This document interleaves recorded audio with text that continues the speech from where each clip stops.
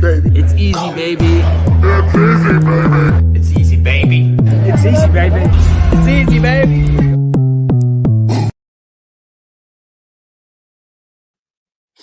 What up, though? Welcome to another safe place for Detroit Lions fans. It's your boy Easy. We are live from the Speakeasy Studios, aka my motherfucking basement. Now I am just getting in the door from work, so I am a little rushed and late. Late to my own damn show. Well, what else is new? But we'll have my man Dose of Dion. Let's talk Lions and Luke G on shortly. Give me 1 sec. I'm just making sure that I get the correct stuff over. All right, boom. I don't know if you guys heard that noise, but that noise was the email being shut off to one Dose of Dion. With Dose of Dion 2.0. What up, ladies and gentlemen? Let me hit up my guy Stick too. I forgot to give him one. Send him that one too. He said, "Is it a safe place?" Ooh, Looney Tune, you deserve a wrench, bro. Tune, I bestow to you my very first. I've given other people wrenches, but they were like kind of like my boys. So it was like, yeah, I bestowed a wrench to them, but like, I they're my boys. You'd be the first person I'm actually like, I actually feel like sweet. Give me 1 sec. I'm about to. I gotta find my stream to give you a wrench. So let me do that real quick.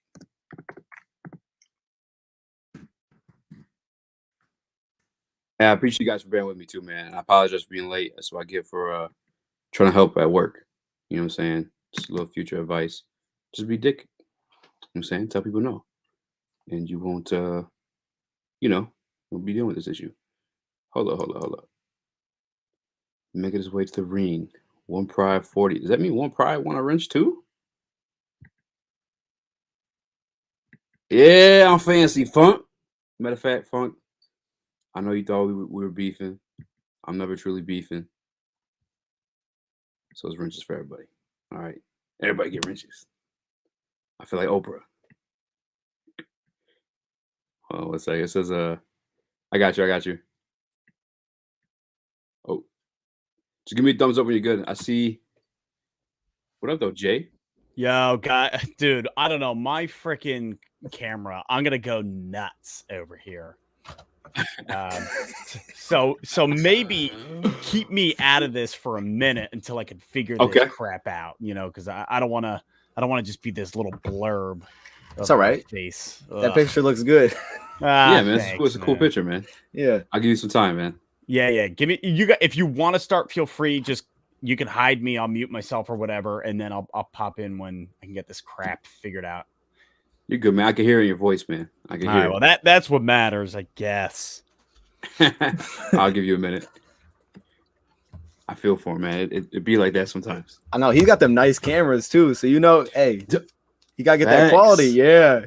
Facts. I'm like, dang, man. I see him taking pictures and videos. I'm like, oh, snap. He looks good. Yeah, we have to find out. Like, not like his, because it's probably expensive as hell, but I'll probably have to find like the cheapest version of that. I feel that, dude. I feel that. This one's cheaper, and this one looks better than my other one. You can't see me in my other one, so I don't know. I don't know how to buy cameras. What's going on, man? Nothing, man. I'm getting in the door from work. Like, and I'm so sorry for sending the link over late. You're good. You're good, dude. It's all right. I was editing while you sent it, so it's cool. It's all right, bro. You're a beast, by the way. How do you the way you pump out content, and it's like detailed, like to the T of like what's going on, like what this player did, like what he ate for breakfast in 7th grade. Like you be getting to it, bro. And you pump it out like crazy, man. You're a legend, man. I appreciate it. Nah, dude. I'm just glad I'm on this show. Like I was pumped because you messaged me first, right? You messaged me. Yeah, I was excited because I love doing our shows together. So I was like, okay, we haven't done one in a while. I remember before the season we were predicting records, and that was one of the funniest things. I don't know what you predicted, but you had a good record for us. So I was like, okay. Then you just started picking losses. Hey, we're not talking about that. Oh, my bad. We ain't talking about me saying a good record. Hey, okay, my bad. Hey, you know what? I'm living with mine. We I had 9 and 8, so I gotta live with that. All right, because this one was on like a little sheet I made. Yeah. Where do you see this first win coming from? Well, waiting for my man Jay. Ooh, that's tough. Okay. I'm hoping this week, of course, but realistically, man, I could get the schedule for you too. I apologize. Yeah, I mean, we talked about the Bengals a little bit yesterday. They're better than what you think when you first think about them. The Rams, that's gonna be tough. I mean, I hope so, but dang, I just can't bring myself to say we can beat the Rams. Philly seems like the most logical, but you know me, I'm a little optimistic. I say we get our first win in the last 7 tries this weekend. I think we've lost the last 7 to the Minnesota Vikings, so I'll say this weekend. This weekend? Yeah. Crazy as hell, man. I think Minnesota's like low key, like really good. Not really good, but like better than like what they're perceived to be. Right. Yeah, I felt like coming in here, their roster was talented, dude. I mean, they're missing some pieces right now, which is making me a little bit like what makes me feel somewhat confident about this game is that I think we're going to be able to run the ball, and I know we'll talk about that because they don't have a good run D, but their pressure scares me. Like they get after it like Chicago does, and I'm like, oh gosh, I don't want another week. I felt like our O-line versus D-line, our O-line got killed last week, and I feel like that could happen again this week. That's what scares me, man. So there's this guy named Mobby who does like Detroit Lions content as well. And he's been breaking down the all 22. Yeah, and there's this one he had I saw on Twitter where it's Derek Barnes and Ali McNeil just getting bulldozed in the same clip. And I was like, damn, that hurt to watch, man. Was that last week? Yes, against Chicago. Gosh, it was, man. Do you know any updates on Dalvin Cook? Do you know if he's playing or not? Oh yeah, man. Oh, dude, I'm editing the injury part right now. Yeah. Okay. Yeah, Dalvin Cook. It sounds like he's gonna play. He just ain't gonna be healthy. He'll be playing. He didn't practice today, but he said he's gonna play through the injury. So I think Cook's gonna be out there. I think the big one though is that D line Michael Pierce. Michael Pierce sounds like he ain't playing this week or for a couple weeks. I think that's a big loss for them. Is he okay? Is he a dog for them? Oh yeah. Well, it was one of those big additions last year that opted out. He's like 340 pounds, man. He's their lane clogger. So you take him out of there, the run defense has already been a little shaky. So that's the dude I'm looking at. Let me see. Oh, everyone's asking for wrenches. I was passing out wrenches before you came. Oh yeah, do your thing. Yes. Heck yeah, man. Who else don't have one right now? Somebody has one. Oh, one Pride 40. Oh, I got you. Funky Lions fan, BD Buster. Wait, can you see the wrenches? No. My bad. Oh, you can't? Okay. No. Okay. All right. I mean, I don't. You use StreamYard too, don't you? I do. Yeah. I guess you can't. You're right. What up, BD Buster? I think Lou G's joining us shortly as well. Okay. Man, Jay going through it with his camera, man. I feel. Yeah. He's probably extra pissed because he spent some bread on that camera. You know what I'm saying? Like, yo, that camera is probably expensive. Hey, this dude was in Green Bay and he was hooked up, man. I see him walking around with this nice camera. He's got the lighting with him. I'm like, dang, Jay, okay. He brought the studio with it. Oh yeah, he had the lighting because we did some like interviews there. Yeah, he got all this microphone set up. I'm like, I don't even know what's going on with this stuff. Yeah, it looked good. Okay, I might have to head over to his Did he post it on his channel? Oh, I don't know. I think he sent him. I think he sent him to someone. I'll ask you about it when he comes in. Yeah. I think they're arguing about something in the chat. They gave out wrenches and everyone's acting fool. See that? Yeah, for who you guys talking about? Sometimes the chat just goes so fast I can't even keep up with like what the conversation is. We're taking deuces harder than I get that. All right, Brian. Hey, now I'm gonna ask you a question. Are you kind of already? Are you one of those dudes that gets into the draft early? I know I can't do it. Like I start looking at draft picks. Usually, I'm not. I'm not that guy. But this year, because I already kind of like before I went through our little hopium sequence. I think I might have that video too. Yeah. Stop. Yeah, you ain't get some help. Oh, sad. Before I went through like that whole little thing, like I did have like 5 wins, so like I'm excited for the future. I'm not expecting too much this season, and I'm trying to keep it that way. That way I don't feel hard. Like last week, I did lose my cool a little bit with the Bears. Oh yeah, that was frustrating. That one that hurt the soul, man, because that one was different than the loss. I felt like the Ravens one, it hurt, but it was like, okay, we played good, or we were right there. Facts. This one was not like that. It was like every way you could beat yourself, we did it. It's like the most painful thing. Yeah, and it felt like the one that we were going to win. This felt like the turnaround game. It felt like we were progressing to this, and then it just fell flat. Absolutely. Like everything, like you said, everything progressed to it. Like everything was mounting up. Like we had a close game against a better team, what perceived as a better team in the Ravens. Right. They literally had to kick a record-breaking field goal with a delay of game to beat us. Yeah. And then we get beat by Justin Fields in Chicago. Yeah, that one hurt. What, 11 completions, I think he had too. Like not even like. And they were all deep. Oh man. I know, but I didn't think that stat was right when I looked at it. There's no way. Yeah, man. Oh, and like, dude. let me ask you this: since like, how do you feel about Justin Fields after like that game? Like, are you nervous about what the future holds and us having to face him twice a year? That's a good question. I see, because I know I remember talking about this back at draft time. You know, I wasn't the Fields guy. You were a little bit of the Fields guy, weren't you? A little bit, yeah. It's just scary because I didn't want him or anything like that. Like I was totally cool with Penn School or anything You just else. didn't like him there.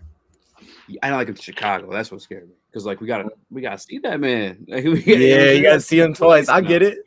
Yeah. It's the ability to run like he has, which is scary. And he'll take shots too. You know, he ain't gonna hold himself back. He's gonna push it. Yeah. I wouldn't say I'm concerned yet about playing him. It's kind of hard to judge, man. I just feel like our secondary is just bad. I just think it's bad. I think Bobby Price got cooked, and it was like, hey, any quarterback could have made us look bad. I feel like Andy Dalton would have made us look bad last week, maybe in a different way, but I think he would have cooked us last week. Possibly, man. Yeah. I heard one say I'm about that.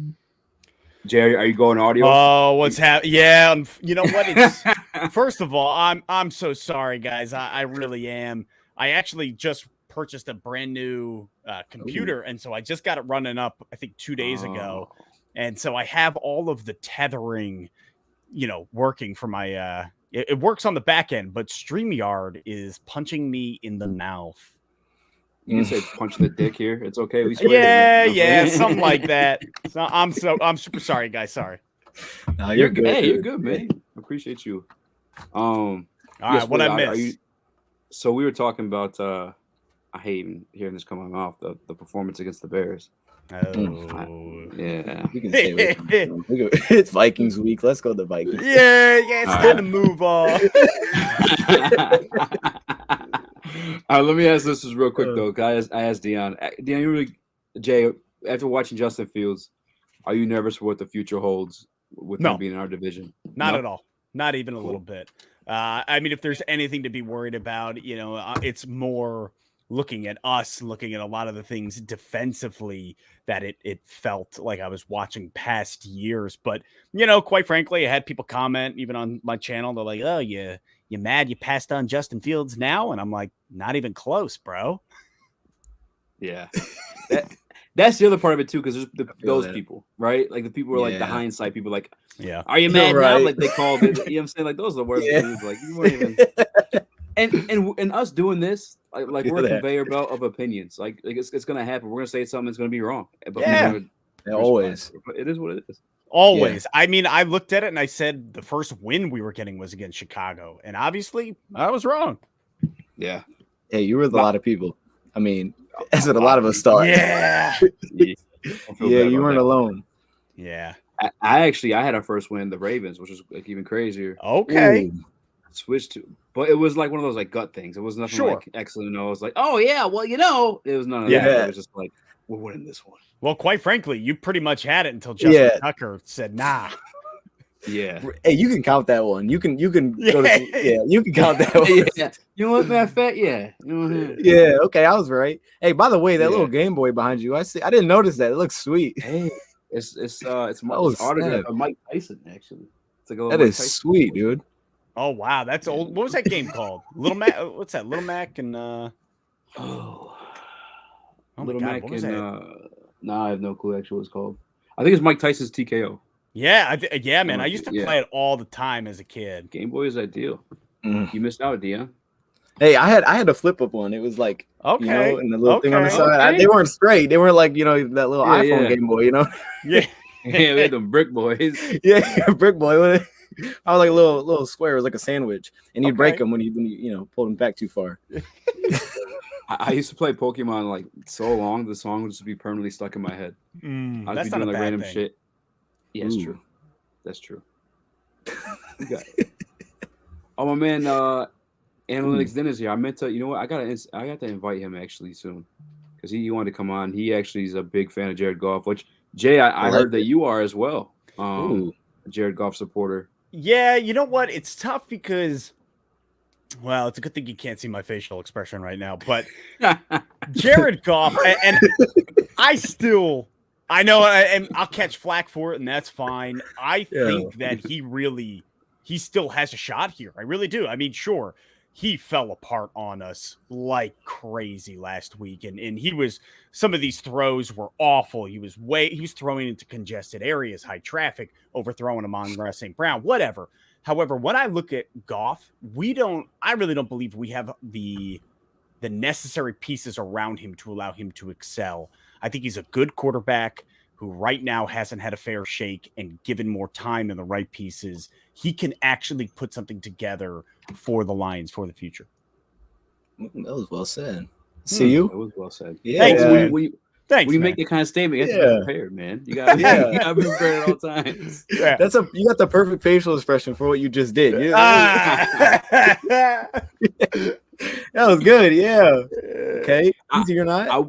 I will say this. I've been. I don't want to say I've been a basher. Everybody calls you a basher or a hater, like when you say what they don't agree with. But yeah, he's actually been pleasantly a little bit better than I planned. I'm like, yeah, he had the turnovers and like a lot of like sloppy ones. I just want to like, you know what I'm saying? But yeah, he's had some moments too where I was like, oh yeah, you know, this guy can manage a game, just can't really make the throws. There's like just weird turnovers at times. It's like, like last week he's had that weird ass like the dick pic they were calling it on Twitter the other day, where the snap, you know what I'm saying?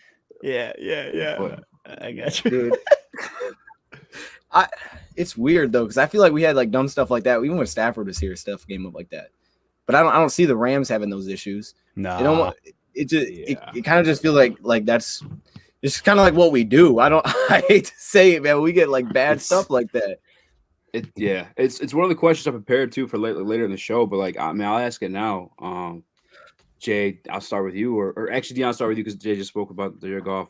Do you think the Lions are cursed at all? Like, you think it's like a real thing? Like the way we treated Jim Caldwell, like Calvin Johnson, like even Barry to a certain extent. Like, are we just like, is this just karma to the Fords in the Lions organization? Like, what is going on with all this crazy shit, man?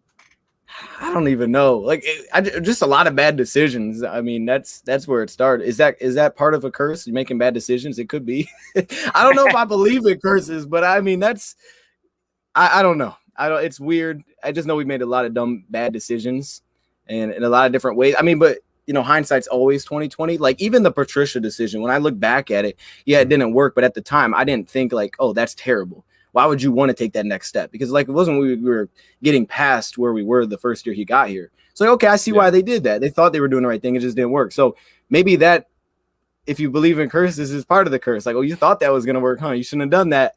I don't know. It's like we just make a lot of wrong decisions, it seems like. That's fair. That's just being like accountable for. What do you think, Jay?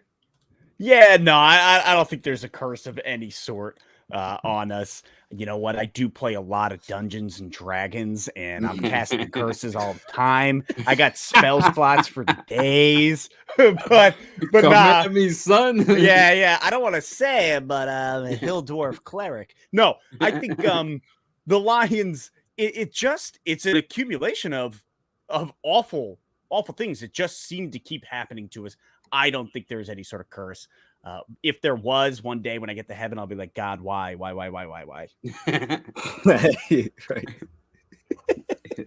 I'm very curious what God's answer is going to be. You should have paid Calvin. No, I'm playing. Yeah. Well, I'll tell you what, though. There are some things that we have done that it feels like they do come to bite us back in the butt, man. And Calvin Johnson, that's one of them. Makes me so sad. It is really sad. We do have a fourth who just popped in, a DSA member, a little bit crazy one, Luke G. We kind of going around asking, do you think the I ain't that crazy, man? I ain't that crazy, bro. Come on. I ain't that crazy, man. I just have to see. What's going on? Snap. Can you guys hear Luke? I hear him. Sounds like a robot. Sounds like a robot. Yeah. Luke, say something again. All right. Well, Luke is cursed. Yeah, that's right. I'm playing. Shall I wait for Luke to come back? Okay. I want to hear what he had to say. Let's read some of the comments. So that's what we'll do to kill some time. Yeah. Okay. All right. Funky Lions fan said he's a trash can bridge quarterback. Ouch. And then Analytics Den said he mentioned Goff because he did want to make that point. And I apologize, Analytics Den. You're the one to actually maybe bring up that question. I will have you on the show one day. And we'll definitely get your take on that too because I'm curious. Goff needs help. We as Lions fans need therapy. That's facts. But we got commitment, bro. We're committed. Yeah, I like that. Luke got that auto tune. He might do that on purpose. You're right. Someone said Luke got that auto tune. Goff those ducks, man. He stares down one receiver. Oh man, we are going. Oh, those parts are true, Dr. D. I did forget about that. I'm way behind these comments actually. Go. Auto tune sucks. I'm a little bit with Let's Talk Lions. Like I do. I like Goff. I just think he's so different. It's like you get used to seeing Stafford for 10 years, and there's things that he's just different. I feel like one thing that I've taken away is the guy cannot throw a 10-yard pass to the sideline with pressure in his face if he can't step up. Like if he can't step up, he ain't getting it there. I don't know. It's like, man, get in the gym. I don't know what it is. Maybe he's just built like that. But I'm used to seeing Stafford. Okay, he can just flip that thing. You see Goff, and you're like, he can't step up. He ain't getting it there. It's just a different feel with him. He's just a different guy. And, and then I think you forget how young he is too. He's still getting there. Luke not making out the suburbs of that track. His auto-tune. Yeah, no, I think Dion, that's a great point. I mean, he's 26? 26, yeah. Like, yeah, he's a young fella who, I mean, his shake in LA, I didn't think was fair. Felt like the honeymoon ended quickly with McVay. And so here's a big thing with Goff. Brand new offense, man, like brand new offense, brand new city. Like this is a totally different environment. And we're only 4 games in. This is something that I'm putting out a video tomorrow about it. Like, I think everybody's getting way too pissed way too early. This rebuild, I know nobody wants to call it that. We like the word retool, but it is a rebuild from the ground up. And Goff is, it's 4 games in. He's jumpy. He's jittery. He's made mistakes. Don't get me wrong.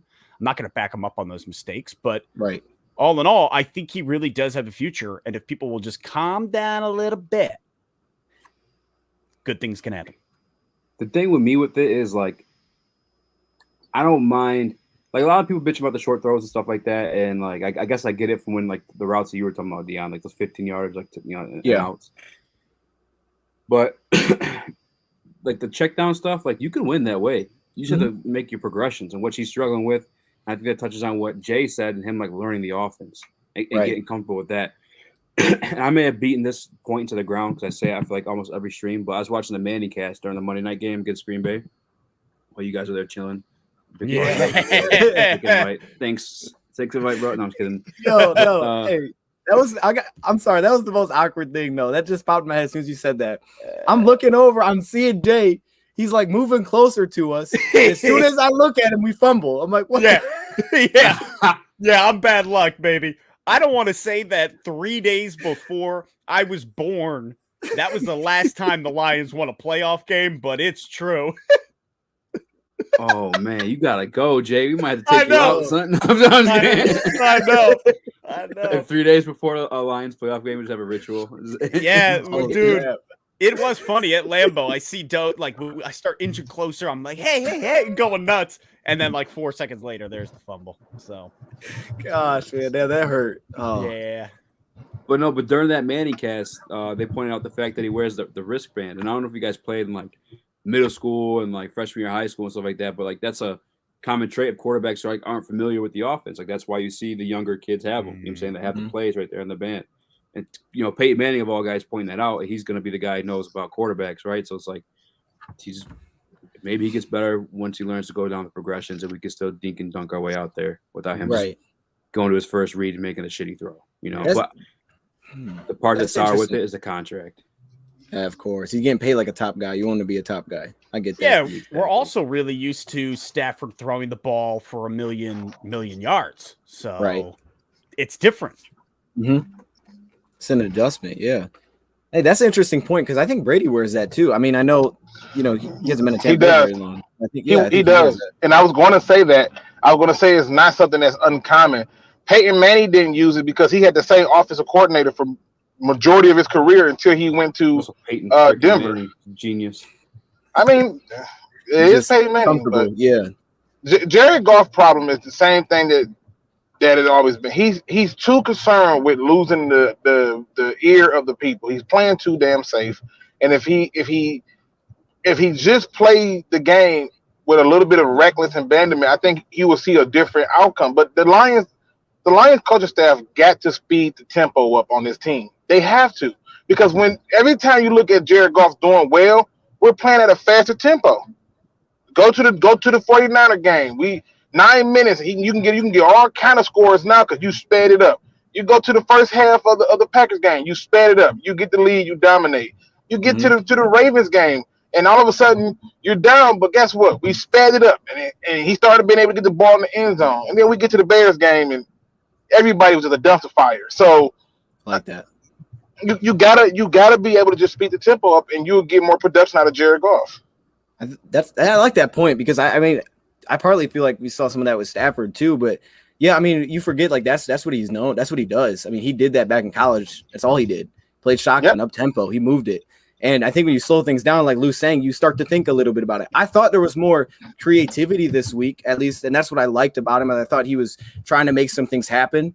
But you're right. If you're thinking about making mistakes, if you're thinking about, those kind of things, you're not going to play well. It's like, it's okay to make a mistake, man. It's going to happen. You play quarterback. So that's a good point, Luke. I like that. Yeah, I just like I said, whenever I watch a game, I'm trying to figure out what's the missing piece of the puzzle. And I started noticing like the trends. And I'm like, okay, just like we got to stop rotating these linebackers out. Either Jalen Drees maybe going to be your starting linebacker or Derek Barnes. But I can't do this rotating linebacker because nobody can get in rhythm with that. And they're doing the same thing with the running back position. I don't understand why we're insistent on starting Jamal Williams. I love Jamal Williams. Don't you dare get me wrong. But I feel like you got more options with Swift. And I feel like the more that we refuse to use Swift, the more likely when his contract is up, it's nothing they can give him, make him stay here. He's going to leave too. Hey, to that point, I think we should have saw more Jamal last week. Hey, because he was rolling. And my issue with Swift is like, it's not an issue with Swift. I like Swift a lot. He was great against Baltimore. That was his game. He was rolling. But even last week, they started with Jamal first, and he was doing his thing. And I like Jamal in pass pro so much too. It confused me why, specifically on that fourth down, Campbell says, okay, I would have went back and huddled, but you have Swift out there, and you don't have him run out of pass. You have him pass protecting. And if you watch that game, his pass protection, he could not do it. So it was like, why do we have Swift out there? Well, he's always been on pass block. I'm not gonna ignore that. However, like you said, on the fourth down play, I wasn't upset with the fourth down play because I don't think most people should have been. It's easier to get a touchdown than it is a field goal. And that's the reality of it. And when you look at that part of the game and you look at the fact that Swift gives you more options, I think people are more afraid of Swift getting in space than they are of Jamal Williams. And I can't say that Swift wasn't getting into rhythm in that game. He only got 8 carries for the whole game. I don't know how you get in rhythm with that. Jay, where are you on that with the running back splits? You know what? I like it. But I will say this, Luke G totally understand when the rhythm isn't there. If you can't find that, it's anytime somebody is playing and they're hot, you let the man play. So in my, like I look at it and I'm like, all right, if you want to start Swifty, start him. You want to start Williams, start him. But if one guy seems like they're getting that, all of a sudden they're clicking, you just keep rolling with them and let that click keep coming. Mm-hmm. But did you feel that they called an offensive game plan that was conducive to keeping that guy rolling? He got 14 carries for the whole game. And I'm sorry, go ahead. No, I was saying in a game where you were probably better off running the ball more than passing it because that defense is set up to get after the passer. Yeah, I would say against Baltimore, it felt like we did it better than we did against Chicago. Against Chicago, it kind of felt a little bit lost in between. And so I would agree with you there. I think against Chicago, we did not do it well. Yeah, I just felt like if we were going to ride the hot hand of Jamal Williams, 14 carries is not acceptable. Montgomery had 23. He was rolling, and they would give it to him more had he not got hurt. And to me, that's where I basically just duffed the fire the whole entire game, coaches included, because I said I don't like this game plan. You're playing into their hands. Like, there's no reason for you to play into their hands. Yeah. Like this. There was only one fourth down play I didn't like. That was when it was 14-0, and I said take the points then. Yeah. That was the only one. The rest of them I like. Yeah, I'm with you, running backs. What's up? You say you think we should run Jamal more? Well, I think it's like Jay said, you know, when one guy's rolling, that's on feet. I just felt like the matchup seemed better for Jamal when he came out and he was setting the tone.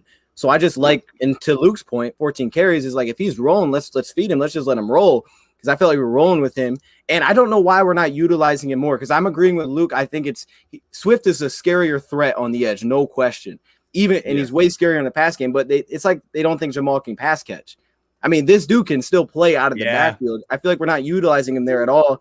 We have to put Swift in to do that. It's like, let's get him out too, because this guy can catch and he can pass block. If he's rolling the run game, I'm going to feed him. And against Baltimore, like you guys said, it was Swift's game to take over. Let him roll. So I like the two backs, but you keep changing. It's not balanced. It's tough. Yes. Yeah, it's not balanced.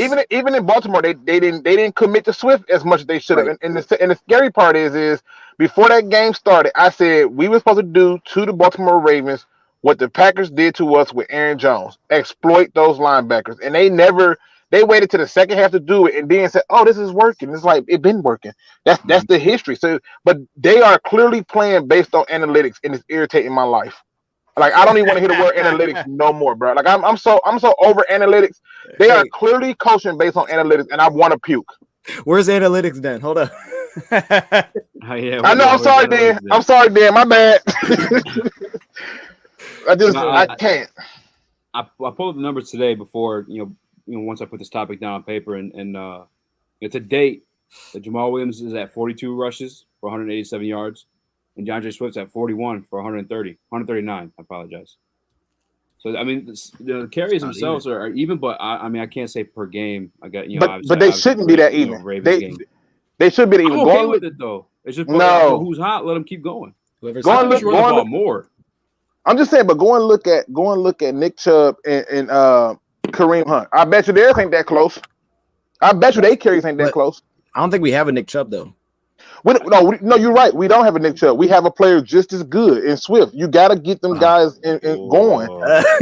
I love this, and I'm with you. He should have got more touches in that Ravens game early, because if you get him rolling early, you just saw it in the second half. You just let him take over, and he did.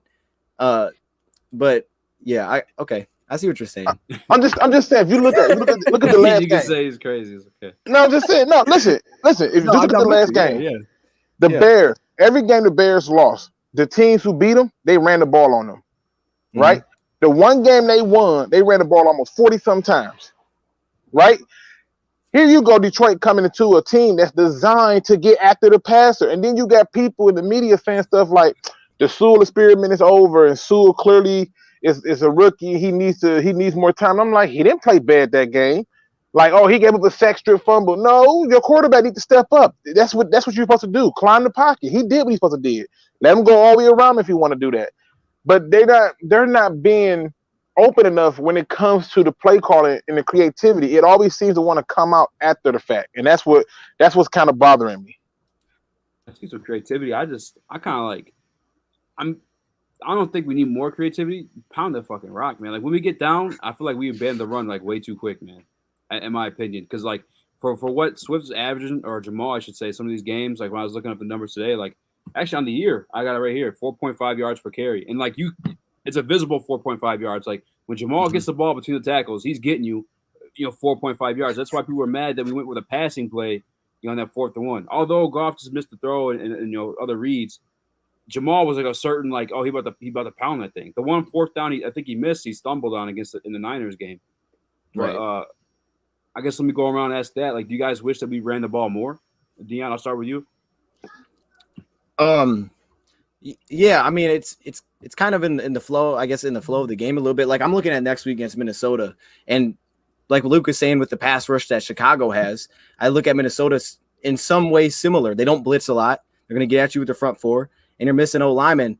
And when we were missing O-linemen last week, we still found a way to run block. So next week, I hope we're running the ball more. I don't know if I can put like a number on it, on like, here's how much I want them to run the football. But, you know, when you look at some of the numbers, like, hey, 3rd and short, we're passing it 12 out of 15 times. It's like, okay, that's a little weird, right? I mean, I have no issues with throwing it to set up the run, but I think there's certain games where we need to let guys roll. And I think it's what we talked about with Jamal. Like, if Jamal's rolling, let Jamal roll. Swift's rolling, let Swift roll. However that means getting the football. I think we 100% need to be running the damn ball more. In fact, I thought we would be running the damn ball more.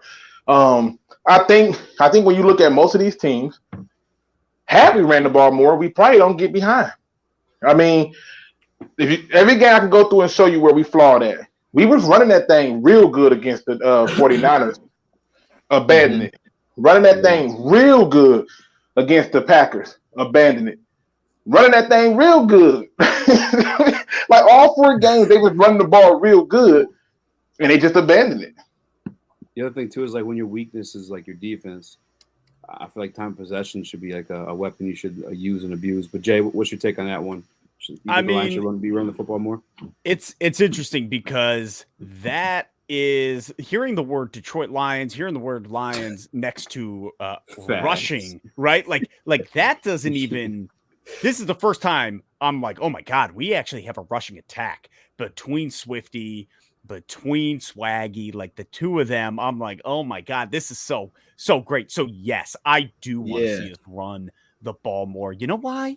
Because I've never really gotten to see it before, other than highlights at midnight of Barry Sanders, because I need it. Yeah.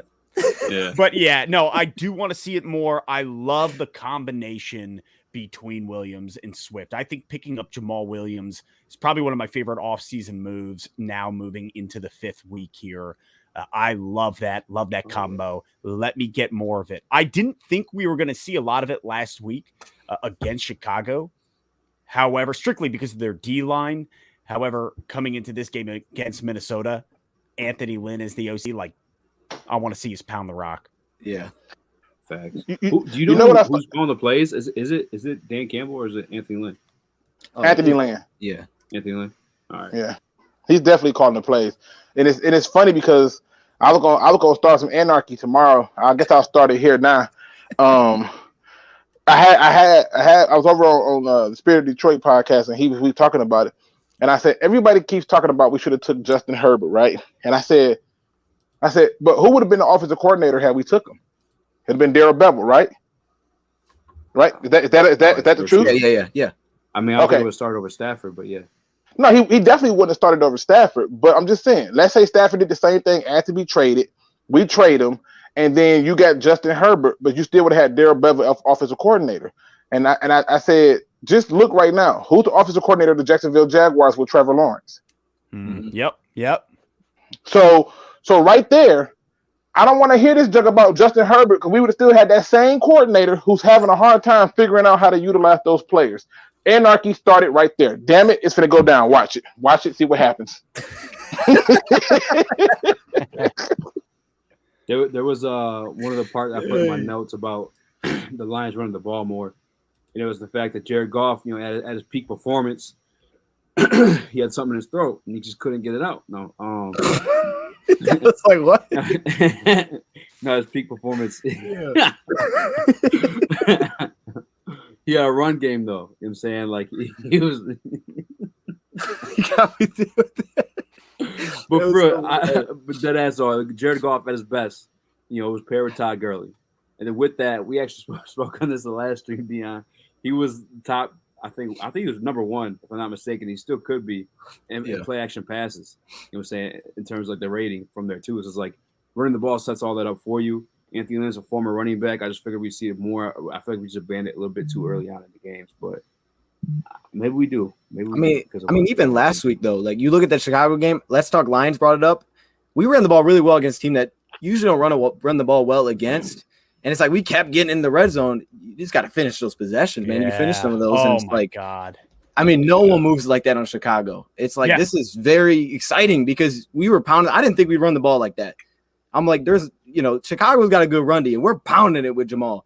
and then you just get stopped in the red zone, whether it's a dumb mistake, whatever it may be. It's like I'm still optimistic. I still got the hopium in me. Look at this. I can feel it. I can feel it.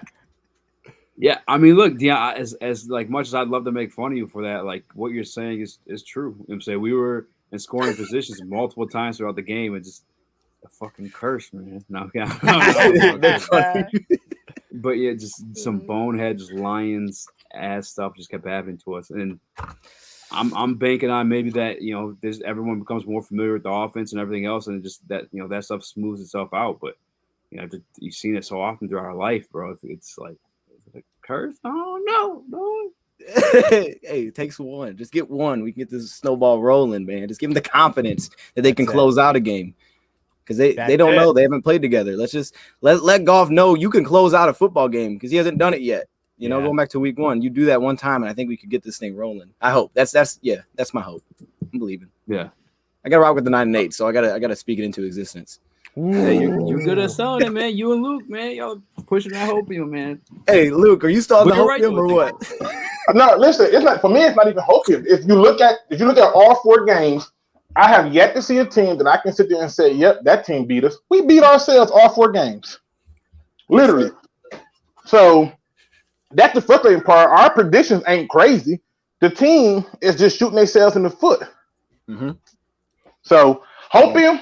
Nah, reality, yeah, I'm on that. Yeah, I like how you twisted that, Luke. That was good. He's good at that. He says, as much as I want to make fun of you for that. Right. Hey, okay, yeah. Another thing I had on the docket was a guy. It looks like both of these guys are picked up now too, so it's kind of like irrelevant from when I wrote it down this morning. But Stephon Gilmore was on this sheet. He is now with the Carolina Panthers for a 6th-round pick. Everyone's saying, "Oh, we could have got that." Well, yeah, if we had the cap space for it. You know what I'm saying? Yeah. My man's getting paid fat and deservedly so. And we don't want him no way. I hate to say this. Is he an upgrade over our cornerbacks? Yes. Is he somebody that we should be rooting for? Hell no. He's taking away opportunities for younger guys to get playing time. And if most people already believe we ain't gonna be good no way, why are you trying to root to get a guy who's probably on the wrong side of prime? I'm good on that. Luke, I think we are going to be good, though, so hold up. I can root for him. Well, you can. Okay. You like me. You in the minority. Yeah. Okay. So you can root. But I'm just saying, like, to me, I wanted Jalen Smith. That was my guy I wanted. Mm-hmm. Why does he got to be minority? Because he's brown? That's wow. Bring that over here on my channel, dog. My bad. Our heads do match, though, so we got to kind of be honest about it. Yeah. Hey, Luke, see, you fucking made the white guy shiny left. Man. He did just dip. He did. Hey, Luke. Now you talking about those dudes that are available? I mean, I ain't gonna lie. I was hyped when I saw that Dantzler was on the trade block, but I don't think it's gonna happen now with him stepping in playing well last week. I don't think it's gonna happen. But I'm just saying, when I saw that name, I was like, oh snap! If there's the dude I get, that's the dude I'm getting because I know he's a future piece. Stephon's different. Yeah, Stephon's a rental. And then you may even have to pay him. That may be why the trade happened because New England wasn't going to pay him. And I think that's why they were like, we're going to release him if we don't go anywhere. Right. So, yeah. But I'm looking at Dantzler. I'm like, oh, snap. This dude's a future piece because I know me and you were high on him coming out of the draft. Yep, you sure were. I think it's going to happen. But when it's over. I've been texting people over. Like, y'all see this? It's so over, bro. Listen, I had a whole debate. You did. I brought that up. Yeah, I brought that up. Rad, man. I thought about it. Trufant. And he was right. Yep. I told him Trufant last year. Man. I told him. I loved me some Dantzler, but I think he outplayed Trufant. Yeah. Oh. But it's one of the things that, like I said, I say stuff, it sounds crazy, and then it happens, and it be like, oh, damn, okay. Like, it sounds nuts, but it works. Hey, Yeah. Now, I will say this, though. A lot of players that the Lions fan base want are going to probably be available to us next year. Like, I think we'll be able to trade for Josh Allen from Jacksonville next year. We'll be able to pick up Tua as a free agent if you want to do those things. I think you'll have options next year for players that you wanted anyway. Okay, yeah. I like that. Because Urban Meyer, he plotted his escape already. That's a mess. Yeah, he had to drink. And I remember a lot of fans were like, we should get Urban Meyer. I said, he been cheating the whole time he been in college.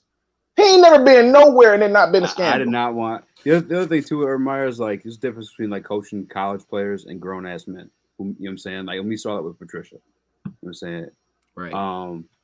Jeff, it sounds like Jalen Smith is actually going to sign in our division with the Green Bay Packers. So we may end up seeing that man. No, he did. He signed with him. I read it earlier. He signed with him. Oh, it's official? Yeah. Mm-hmm. It happens. Do you know how much by chance though? They didn't release it. They're not gonna be able to do it until tomorrow after they said or something like that. But it happens. It's still another linebacker I want out there, but Nardrick McKinley is still out there. That's who that was. I didn't know who it was. I took a quick peek. I'm like, who is that? For some reason, 55? I had Zach. Okay, I had Zach Cunningham come to my head. I'm like, there's no way he's available. No. That's Nardrick McKinley. Yeah. Okay. All right. Why do you think these guys are moving around so much at like this point in the year? Is this like a certain like salary like locked in date or something like that? It's one part of it is salary. That's one of it because what they said. Okay, I'm gonna be honest. This is what they said when it came to the Cowboys and Jalen Smith, and I'm gonna tell you what I think really happened. What they said was this is a cap move to free up cap space because people like Neil and Vander Esch and Parsons are out playing Jalen Smith. Here's what I think happened. Quinn went over there and was like, you know what? I want my guys in here. So he brought over Neil, made him a linebacker. Vander Esch was also getting ready to be cut last year and traded prior to Quinn getting there. And then what they said is well, we're going to try to find a trade partner for Smith. The problem is everybody's cap is messed up. So nobody could afford Smith. He had just signed that big $64 million deal like in 2019. So now I think what happened was Quinn said, hey, in order for my defense to work, I need safeties who can play like linebackers. Jalen Smith doesn't fit that for me. And that's why they released him. They're stupid, but that's why they released him. Hey, are there any Jay, you still there? Yeah, man, I'm here. For the last 47 minutes and 13 seconds, I've been trying to get this camera working, and it just won't. I thought I had it, and I failed. You know what it is, Jay? You too sexy for that camera. The camera can't handle all that beauty, okay? Oh, man. That's what it is, Jay. That's what it is. You make me feel too good. Jay, don't let the camera abuse you because it can't handle all them good looks, Jay. Don't let them do you like that. All right. Too much ego. You know, but yeah, I mean, seriously though, like work it, Jay. Exactly, work it. Yeah. But seriously though, I think, like seriously, if the Lions are gonna beat the Vikings this week, they better get real comfortable with the run. I swear to God, they gotta get real comfortable with the run. If they don't do that, we in trouble. They better. Like I said, like if your defense is continue to be a weakness, or just young, I'm saying experience. I don't want to call them weak because. You know what I'm saying? We got injuries and all that stuff going on too. Like, you need to utilize the time possession as a weapon, man. Like, you just have to. I think they've been winning the time possession, to be honest with you. And in some games, they won the turnover battle. It's just, I don't want to say what it is. I don't want to say what it is because you was on that get them up out of here train. But even you got to start to say you miss Stafford. Go ahead. No, Go ahead, Easy. You don't miss him? Easy. I am happy here with our 2 first-round picks. Yeah, okay. And the hope of what can come with them. Because with Stafford, guess what? We're still losing games. You know what I'm saying? So I'm good. Okay. Listen, I just want to see how far you dug in. Just so you know, I do have an extra shovel. So once the dirt get over the head, I can get you out. I got you. Yeah. If you want me to say that Magic Savage is better than Jared Goff, I will 10 times out of 10 times. But to say that I wish that he was here. We had that man 12 years and nothing happened with him. You know did we have him? Hold on. Let's use these first round picks to build our team. Did we have him 12 years with an offensive line in a run game? Because you know, he seemed to be doing just fine. Never a run game. Never an offensive line. Man, what time was that? I know. Like what year? Luke, man. Last year was straight. What? Well, no, we got my man. Listen, easy. Right, Stop going to levels, bro. Stop going to levels, bro. Wait. Make sure you guys use promo code. You're not gonna win them with them, Easy. What up, though? I already know. What up, though, Mike? I was like, let me get Mike in here. Shut this man up. Right. Oh, snap. Jay, Mike, go ahead, Luke. I'm sorry. no, I was gonna say Mike came in already. Was like, you ain't gonna win it with him. Yeah, I'm just saying. No, Come you're on, not. Mike. I feel you. I feel you. I know what you're saying, Easy, but you're not gonna change his mind. No, I'm telling you that right now. No, I know. It's all good. It's all good. Go ahead. Jay, any players out there that you wish the Lions would pick up or take advantage of on the trade block or free agency? At the moment, not that I could really think of. The only one that really seemed good was who the Packers just snag. I mean, technically, I don't think it goes official till tomorrow. It was the linebacker from Dallas. What was his name? Jalen Smith. Yeah. So like he was one, he's young, he's 26 years old. Looking at him, I was like, that would have been a solid snag. Plus, he wears number 8, so like Jamie Collins wore number 8. It would just, nobody would even know. It just Smith was 9. Smith was 9. Fast. Hold up. Jalen Smith was 9. That's the number he wore in college. Ah, okay. Was he wearing 8 for Dallas? Who cares? No, he wore 54. He wore 54 when he first got there, and then he went over to 9. Okay, all right. Yeah, you know what? He would have been phenomenal, especially with a linebacker core right now that's pretty young and Barnes trying to figure it out. So probably the only one that I could really think of off the top of my head. I wanted John Brown. I wanted Smoke Brown back, last month. I don't know why we didn't pick him up. Wide receiver. He played with Buffalo. He was phenomenal. They just couldn't afford to keep him. And then who'd he go to? Vegas? Yeah. I can't remember. That's who I wanted, man. I was watching him a couple days ago. Yeah. Do his thing out there. What up, though, Mike? What's going on? Man? How's it been? Last Sunday was hard. I ain't gonna lie. Last Sunday was a little hard for your boy. My TV got some abuse. I scared my son a little bit. You know what I'm saying? It was a rough bit. Yeah.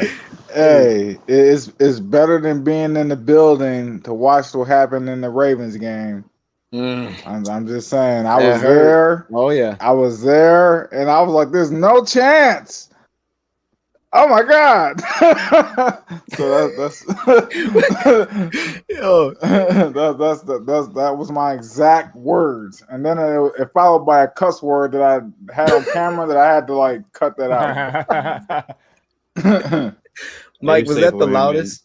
Was that the loudest you've heard it in there? I mean, I felt that was loud, man. Yeah, it was. Pumping. That whole last drive. Yeah. Oh my gosh, dude. Yeah. Yeah. Y'all make my chest hurt. We gotta stop looking back at old games, bro. Yeah. All right, we'll stop. I did real quick because Mike did just join.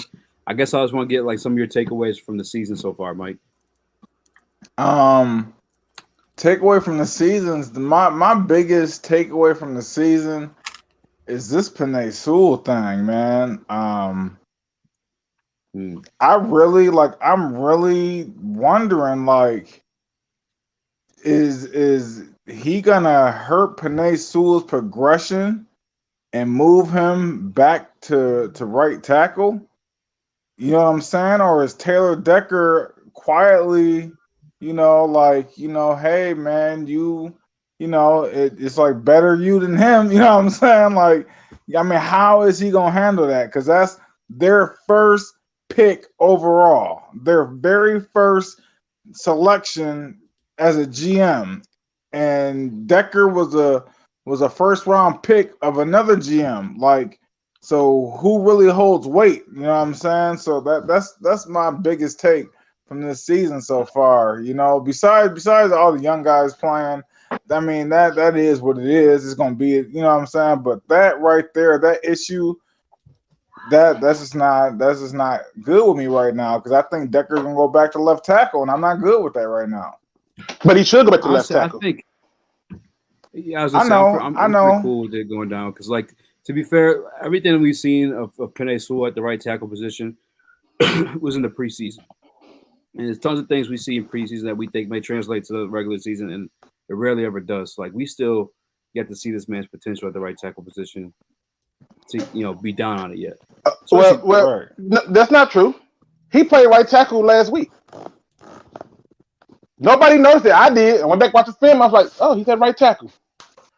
They had him traveling. They needed him to slow down on certain plays. They moved him over there to slow down Khalil Mack.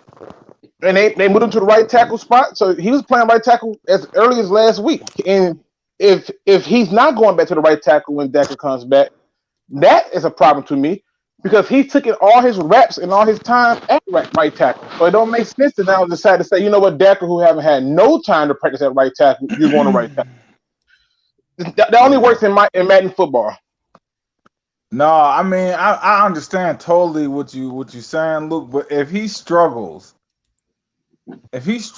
at all, moving back to right tackle, it's basically gonna come down to: do you want your first overall franchise pick to struggle? You know what I'm saying? Like much like Frank Ragnow did. I mean, he had an okay rookie year, but it was at guard. You know what I'm saying? Like, do you want to go through that same growing pain? Well, you could say it made him better. Now. You said what? So let Pro Football Focus tell it he's struggling now. You know, I don't like that. But that's part of being like he's seeing different like blitzing schemes and everything like that too. Like I don't even read too much into that because like you're a rookie, damn it. I think the youngest rookie in your league, if I'm not mistaken. Yeah. Right. Yeah. Dion, what's your take on that actually though? Because I haven't heard yours or Jay's. Yeah, my bad. I was out for a second. We're talking about Sewell and Decker, the switch. Is that what we're talking about? Yeah. I didn't have it on the sheet, but it came up, and I haven't heard you speak on it.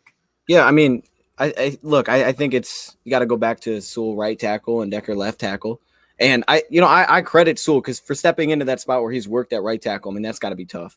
Work all offseason right tackle and then pop back left tackle, but they trusted their top pick to do it, and I like that. I don't think he's been as so dominant that it's like, man, we really got to move Decker out of this spot. And I think Decker's a good left tackle. I mean, I'm not saying he's the best left tackle, but I'm thinking he's a good tackle. And when he gets back at left tackle, you push through to right tackle. And I think I heard you say it, we don't really know what his potential is at right tackle, but when I see it going forward, this dude could be really good at right tackle. It's going to take some time, but it's not like he's been so dominant at left tackle that I'm going to risk trying to move Decker out of his spot and see what he looks like. I don't know. Maybe Decker looks great at right tackle, but I doubt it because he hasn't done it in a very long time. So I'm just looking forward to the Decker left tackle, Sewell right tackle in the future that I think is going to be super bright. He's going to have his ups and downs, but he's having his ups and downs at left tackle. He's a rookie, like you said. That's going to happen. And I hope that, because he wasn't that great in the preseason. So I expect there's to be some, rough patches, but I like the future of those two on that side. I don't think the moving them around is the move. Dion, go back. Yes, sir. Go back and look at that game. You're going to find that in the last game against the Bears, Sewell was playing right tackle on a number of snaps. Hey, I've seen them do that a few times, and I've seen them also go they go 6-0 linemen, or they'll go 4 on one side, 1 on the other. I like that. Are you, Luke? What is your take on this? Because I didn't really get to hear your take. What are you looking at for the future? I'm looking at Sewell being the right tackle, completing our offensive line. Big V did what I thought he was going to do as a guard. Mm-hmm. Frank Ragnow is a beast, and then the guy behind him, I got to be honest, he impressed me. Brown, yeah, he really impressed me. I mean, they didn't even start running the same plays. They was like, you know what, we're gonna run it this way. Jonah Jackson, I know, like analytics then and Rand thought they're not too key on him. They feel like he's the been weakest link in pass pro. I'll give him that. He's been a little rough there. But I think overall the line is heading in the right direction, and the scary part is you have a small window to get this thing together. So, right. You better take advantage of it while you can. It was a bad time for the injury. Does anybody feel like that? I just felt like it was so bad for that to come up at the beginning of the year, and it was like you just worked all this preseason, and now you're moving right back to left tackle. It was just like this is awful timing to do this. Have to push him back out, slow down that progression. Right, but he's to the occasion, for sure. I mean, but it's one of those things where just think if we had to follow what most fans wanted, the receiver, and then Decker gets hurt. Yeah, that's true. Yeah. You talk about Big V being the right tackle, Matt Nelson being your left. I don't know who the hell gonna be your right guard. Steinberg. I mean, Logan Steinberg, baby. Come on now, Mr. Nasty, get him in there. I'm just saying, hey, we might see that this week. Hold on. We might. Things getting rough. It's getting rough. But I think overall, the fans should feel excited because, like I said, I'm seeing games where we shooting ourselves in the foot. And when you have those kind of games, you generally look towards coaching to be the deciding factor. So Does it all change when he goes to right tackle now too? I'm thinking like, but that No, he did really good. I watched him playing that right tackle position. And I'm like, oh, okay. Like the one thing he still got to work on was it a run or a pass play? Both. They was trying to slow him down. They were trying to slow down Khalil Mack, so they was like, hey, you going to right. But I think what you're going to start to see with him, if he got to switch over, is it's not going to be a drop off at all because he took the reps there, and his confidence has been built up from the left. Is he going to have a little bit of some struggles? Yeah, but who cares? And you know, like, rookie in general too. Just listen, last week, you know. Listen, the only way you're going to get better in anything is getting beat. It is what it is. Yep. So it's true, but it's true. Jay, what's your take on that one? I mean, I like, and I am so bummed. Dose brings it up when Taylor Decker goes down immediately before the season begins. Like, and then all of a sudden you're sitting there, you're like, oh my God, that means that we're going to be moving Penei Sewell over. Now, poor Penei Sewell and the fact that he opted out the year before. And so you kind of have those working out those kinks again now on the left side. He spent the entire summer prepping on the right. So all in all, when Decker comes back, I'm in the camp of let's take Decker, put him where he belongs at left tackle. Mm-hmm. Let's take Sewell, put him where he was prepping all year, and just see how it goes, especially at this point when, hey, we're 0-4. When's Decker coming back? Maybe, or we're 0-3. Maybe we're 1-3, 1-4. What's the time frame for Decker? Does anybody know? They say he's at least 2 or 3 weeks out. Okay, so that we might not see him until Cincinnati, if not the following week. The Rams.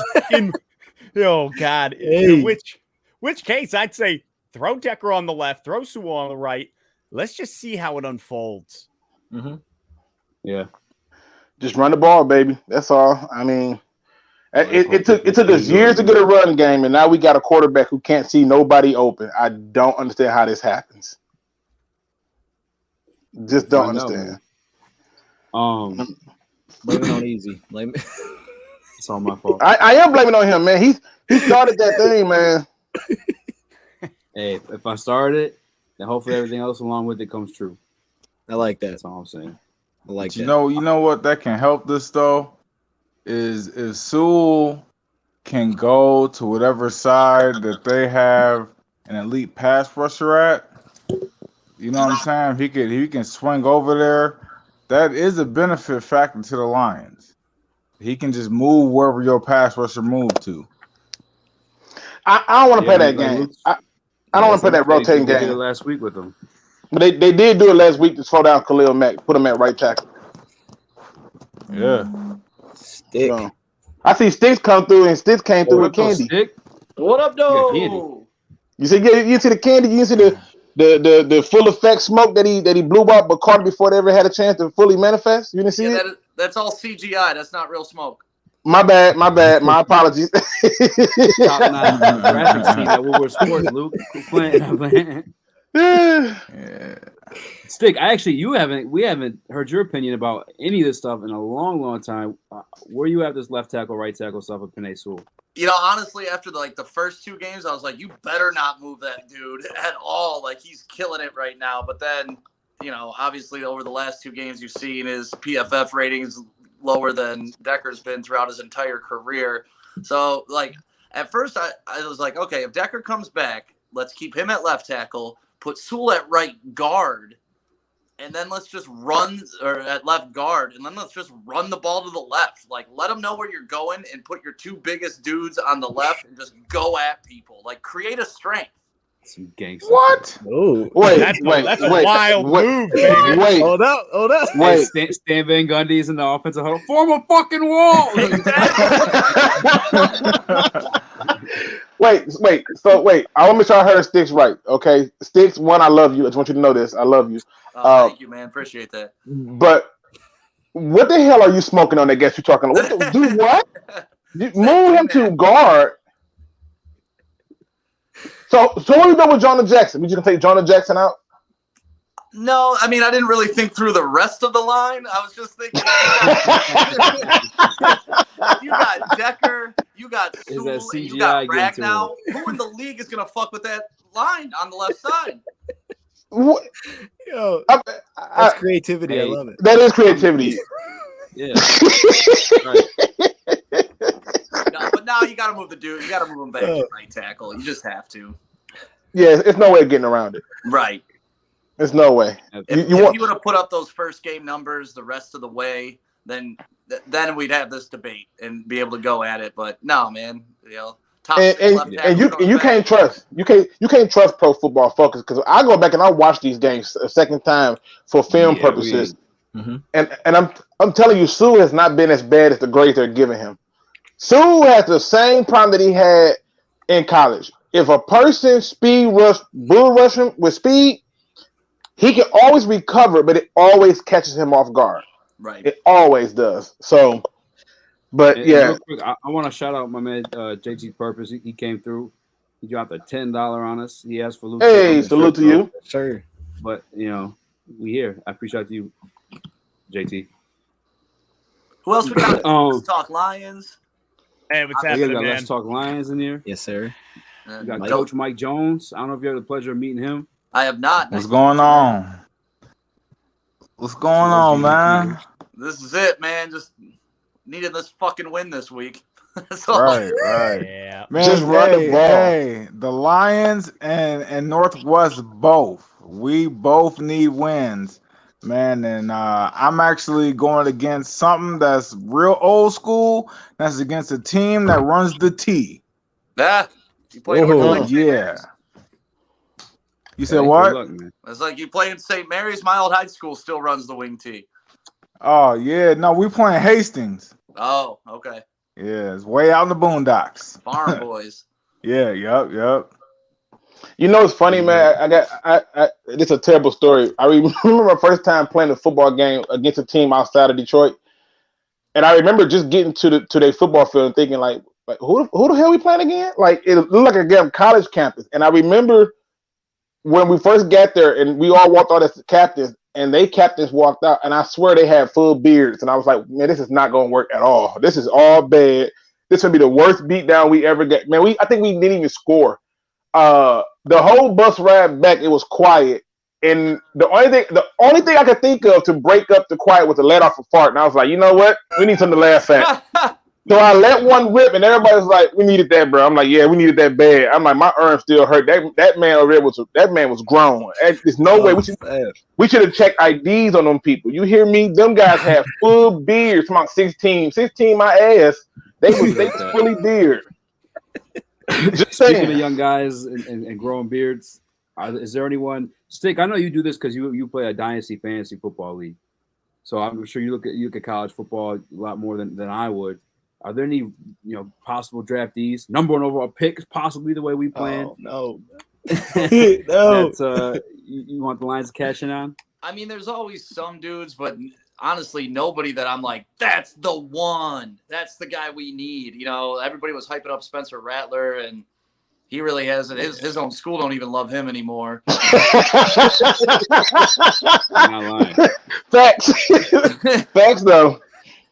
Yeah, I like Sam Howell. I like him, but like I said, we shouldn't be picking high enough to get Sam Howell. And to me, they shouldn't be so panicked to get a quarterback this year. You just shouldn't be. Yeah, I mean, you still got another year of Goff at minimum. 2 years, yeah. I think you got 2 years of Goff at minimum. Yeah. One, but we'll go. You don't want to waste that rookie contract, man. When you draft that quarterback, you want all 5 years of that rookie contract. True. Shit. Point. At least give me 4, man. Something. That's why it'd be 2 years. These, I don't know. We'll see. We'll have to see. Jay, have you been shopping around? QB wise, nah, man. Honestly, I look at Goff. We have him this year. We have him next year. And as I said earlier, and I know people hate on me for it, but I like Goff, and I think that he really could have a future here if we can get the right pieces around him. So I'm not even looking at QBs. People are hitting me up with that negatively, and I'm like, that's all right. That's all right. Not yet. Overall, I feel you, man. College, I feel is you. Is there anyone? No. Game you've been looking at though? No, Like, not quarterback. I'm talking about in general. Like, oh, I'm sorry. I thought you were just talking QB. No, you know what? I'm not going to focus on that probably until at least week 12. Yeah. Oh, my man Mike put his phone in the headlock. I mean, right? What the hell? It's like they need a fart, man. Let me break this up.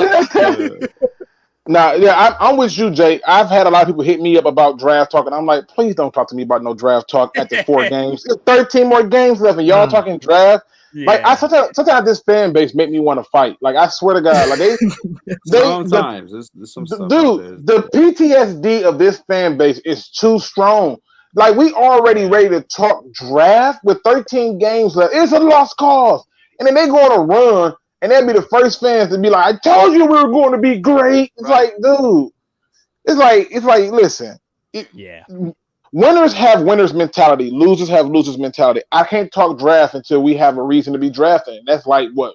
At least 2 weeks before the season over. And if we're not making the playoffs, then I go, okay, let's talk draft. But I can't talk draft after 4 weeks. Come on. Especially when one of those weeks took God's breath for the ball to get over the goalpost. So I'm straight. Yeah. Like, that's why that Justin Tucker field goal was so, like, brutal. Because if we hit that, we're 1-2. We're feeling good. We're going to Chicago. Not saying we win that game, but if we do win that game, now we're 2-2. And all these jackasses that have been running their mouth the whole time, like, they got to realize that this is a real team. But because of a NFL record-setting field goal, here we are, 0-4 talking draft. All right. I got some for that real quick too. 18, he could beat us here 19-17. 60 or the city is of that Detroit 64 or 66? 66-yard attempt. No way. Get the hell out of here, Justin Tucker. Get the hell out of here. You know, this is the kind of stuff that happens to the Lions. Bro. No way. He's making this. No way. This is the kind of stuff that happens to the Lions. And he nailed it. No way. I told you. Oh, he's short. Oh, it hit the bar. Oh, did it hit the bar? Oh my God, it went over. Oh no. Oh my God.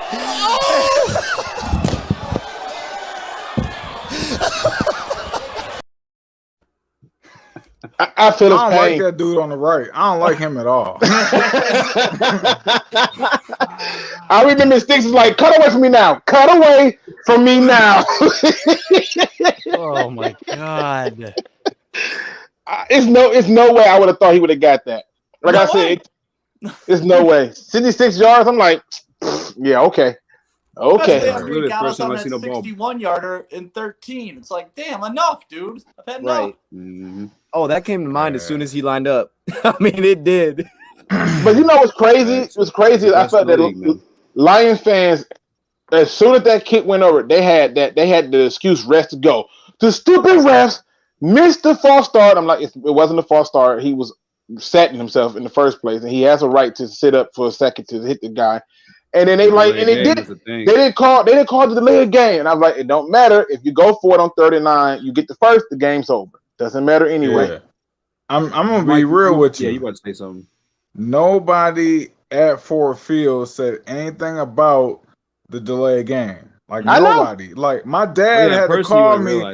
My dad called me like, man, that's all they're talking about on TV is how the Lions got the delay game. I'm like, delay game? Like it didn't even occur to nobody in Ford Field about the delay game.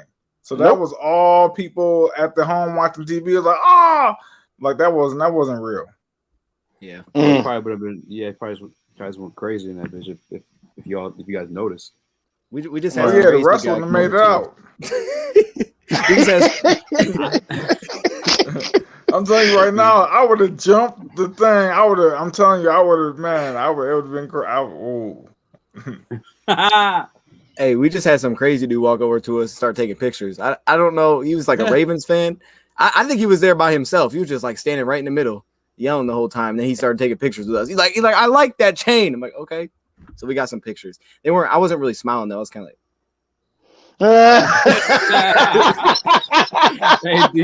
I'm trying to sit in silence, man. Gave him the little smile. Yeah. It's like, dude, I wouldn't take no pictures, man. He gonna go back and tell all his friends, look, I was in the midst of all these Lions fans, and I was talking trash, and look, they didn't even say, look how stupid they look. Ha ha. like I'm telling you, it's gonna be 100% joke fest for him, and then somebody gonna be like, hey man, that's Dose of Dion. Man, we're so fucking cool, man. We're buzzed. We were talking the whole time. Yeah, it's gonna happen. Quick, my man Jay from Let's Talk Lions. I apologize if we've been drowning over you, but I see you gotta get going real quick. Do you want to say any? Oh no, dude. Yeah, I just wanted to say goodbye to you guys. Thanks for having me on. I gotta go finish reading the Two Towers tonight. It's a Lord of the Rings night. Every night's Lord of the Rings night, so I'm gonna go hit that. And yeah, thanks for having me on Speakeasy. And it was super good to meet the rest of you because I haven't met you, Mike Jones and Stick. I think I met you in person once, but I haven't had this opportunity yet with you. So it was good to see you guys. Hey, salute to you, sir. Nice to meet you. Salute. All right, catch you later. All right, now that he's gone, am I the only one that wanted to fight when he said he liked the Jared Goff? I'm just bullshitting. No, listen. I recently broke down Jared Goff, man. I'm doing like because that. You know everybody's like Jared Goff loves the check down. He loves the check down, and he might like the check down, but then here's the progression that you got to understand that a quarterback goes through. Okay, 1.8 seconds after the snap, right? He looks at his first read. If he has not made his cut or if he is not out of his break, then he goes to his second read, right? What film you watching? No, this is the natural progression of a quarterback. So 2.2 seconds, he has to be at his second read. If he's capped, which means he's covered, you know what I'm saying, then he has to go to his third read. Right, so at 2.6 seconds, your third read comes into play. Now, this is all after the hike of the ball. So after the hike of the ball, in 2.6 seconds, you done went through 3 reads, right? Then if none of those you feel comfortable throwing to, then you go to your check down. You know what I'm saying? At 2.8 seconds, you're already at your check down. So while we watching the TV and we're like, oh, he's open. People don't understand. He might be open, but he might have already went through his progression and seen that he was capped. You know what I'm saying? So his eyes are moving because if you stay there locked on the receiver, you about to get broke. Okay, you get broke up. What might happen though is because I did notice that during the Bears game, he had that one play where he was actually like dancing around the pocket for a minute, and maybe just him getting familiar with the offense. You know what I'm saying? Like, I still agree that like he don't have the arm strength for certain throws, but I just hope that like the more familiar he gets, you know, the better we get to win some games. We won't be heartbroken against the Bears. I can emphatically say that he's locked in on receivers. This whole go through a read crap. That what game? Give me the game he went through some damn reads because he seemed to go to the first read, and if that's not there, it's a sack or overthrown pass. He had I can show you in real time right now multiple games where he doesn't even look at the open receiver at any point in time. I did a video just yesterday where I showed Khalif Raymond on a quick slant, and I'm like, throw the ball, Jared. It's right there. Just throw the ball.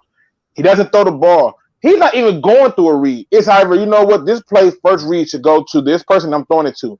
How you think on that 4th and 1, he threw the ball to Amon-Ra St. Brown, which was a bad pass.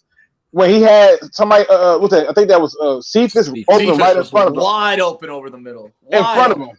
He never looked over there. He came up and was like, one thing. And I blame Anthony Lynn and Dan Campbell for that.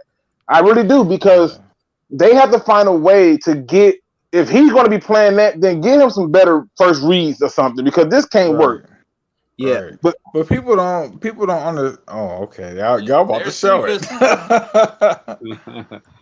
I mean, it's a reality. He's for some reason he's not seeing the whole field, and that's a problem. That's like I remember this. I remember this play. You remember the rumors before he came over? They were saying that McVay was reading the defensive for him in his helmet, and like that's the only they might have, but I just it looks that way though. Like yeah, but they cut the mics off once you snap the ball, so I don't think that happens.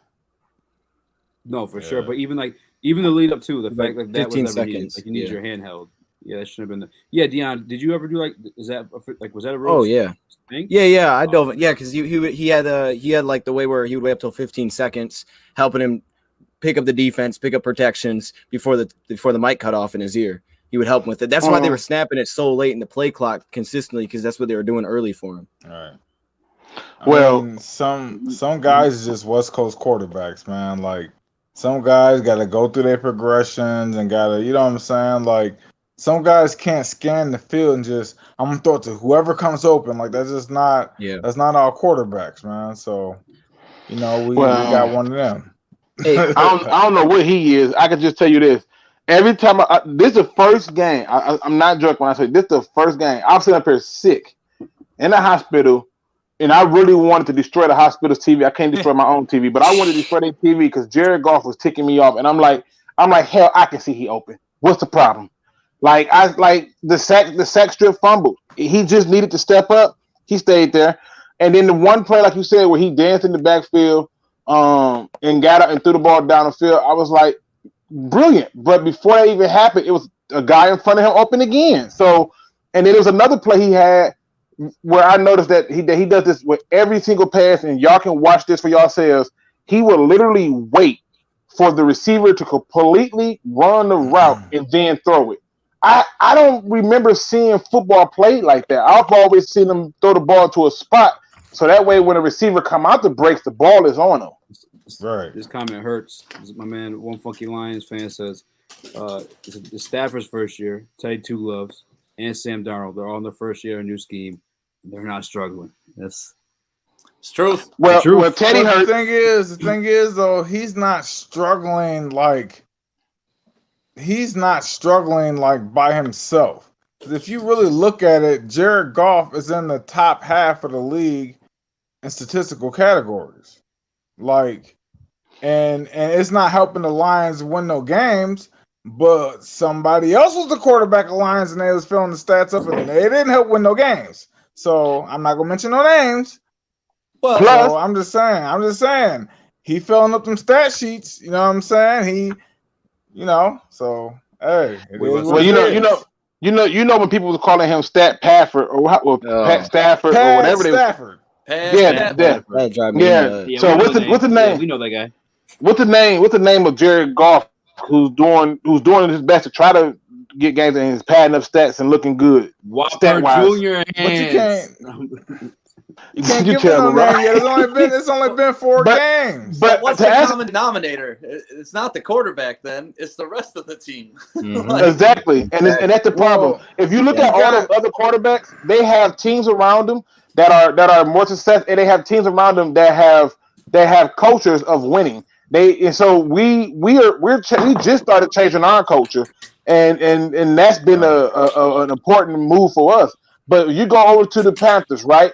The Panthers say, you know what? They do everything in their power to make sure that Sam Darnold can have success. And Sam Darnold actually goes through reads and is not afraid to push the ball down the field. And he leads the league in rushing right now and rushing touchdowns. You guys know that?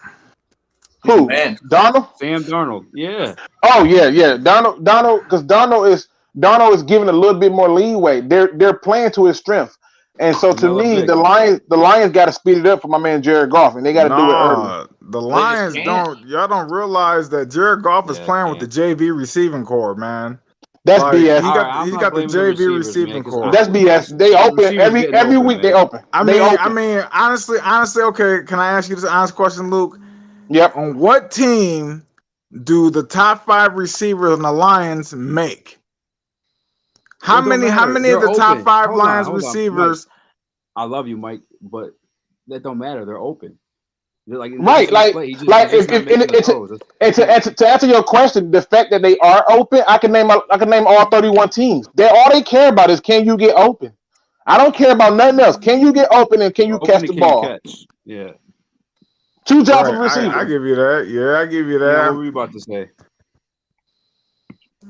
Or Stick, was it you? Or I thought when you guys were going to say something. I apologize. Me? I'm always about to say something. Hey, look, look. I mean, I was gonna say, Lex Talk Lions dipped out. I'm with him in the fact that I'm still, waiting for Goff because I don't think it's surefire. He's got to go. Like I do like a lot of things Goff has done. I mean, he's not Stafford, so it takes time to get used to it, and he's a young quarterback. But I do like a lot of things Goff did. I thought last week was huge. I thought comfortability. I thought he got much more comfortable. And I think Luke brought up earlier the up-tempo, things like that. We saw it in San Fran when they started playing the offense like that, the way he was moving the ball down the field. And I think we saw it against Chicago. Thing is, it's like every team. You have to have other things around you that work. And I'm not saying that, we don't have things that are working. But my point is, if you look at that last game, look at some of the bad throws. Even the fourth down in particular, right? His first read is St. Brown. It's open. He has to hit that pass. But at the same time, there was still heat, and that's why he's throwing off his back foot. Look at when he's able to step in the pocket, how the ball moves. I mean, we're rolling it down the field. Yeah. I think we had some red zone struggles last week because they knew we were passing the football. When you get to that situation, they know you're passing, you go empty, you're passing the football. So it takes away any of that surprise for the defense. They get to just tee off. And our offensive line was not protecting at a very high level last week. But we were moving the ball like no one does. I'm not saying Goff is great, but I think you could definitely win games with Goff. But last week in particular, he had way too many crucial misses that hurt us, specifically the fourth down. It's crazy because you can make the same argument for Goff that everybody made around here for Stafford for a long time. Just give him a better offensive line, give him a better scheme. He needs. No, you can't make that argument for Goff. And that's why when people are like, "Oh, you miss him?" Like, yeah, no, I don't, because the same shit's fucking going on. Like that's why I want the draft capital. And when you saw when Goff had Stafford's team, he took them to a Super Bowl. So, like, if any quarterback has all those tools at their disposal, they should take their damn team to a Super Bowl. Thank you. No, okay. Wait a minute. Can we reel this back a little bit first? Let's first. You can't make Jared Goff has an offensive line. We can't say he ain't had no offensive line. Secondly, last week he had an offensive line. Listen. I won't give him last week. Last week was rough. Last week was rough. Last week he didn't have an offensive line because he was holding on to the ball in some of those cases. But realistically, I'm just being honest. I just watched David Mills get hit in the face like 6 times and not flinch and deliver the ball. But unless you just breathe too hard and your breath stinks in Jared Goff, bro, it's no. I'm not gonna get that man that kind of pass. No, I'm not giving him that pass. Jared Goff, you better not flinch at him too hard. You remember when you was little and you would jump at somebody like, "Oh," and they be like, "Oh, I'm scared."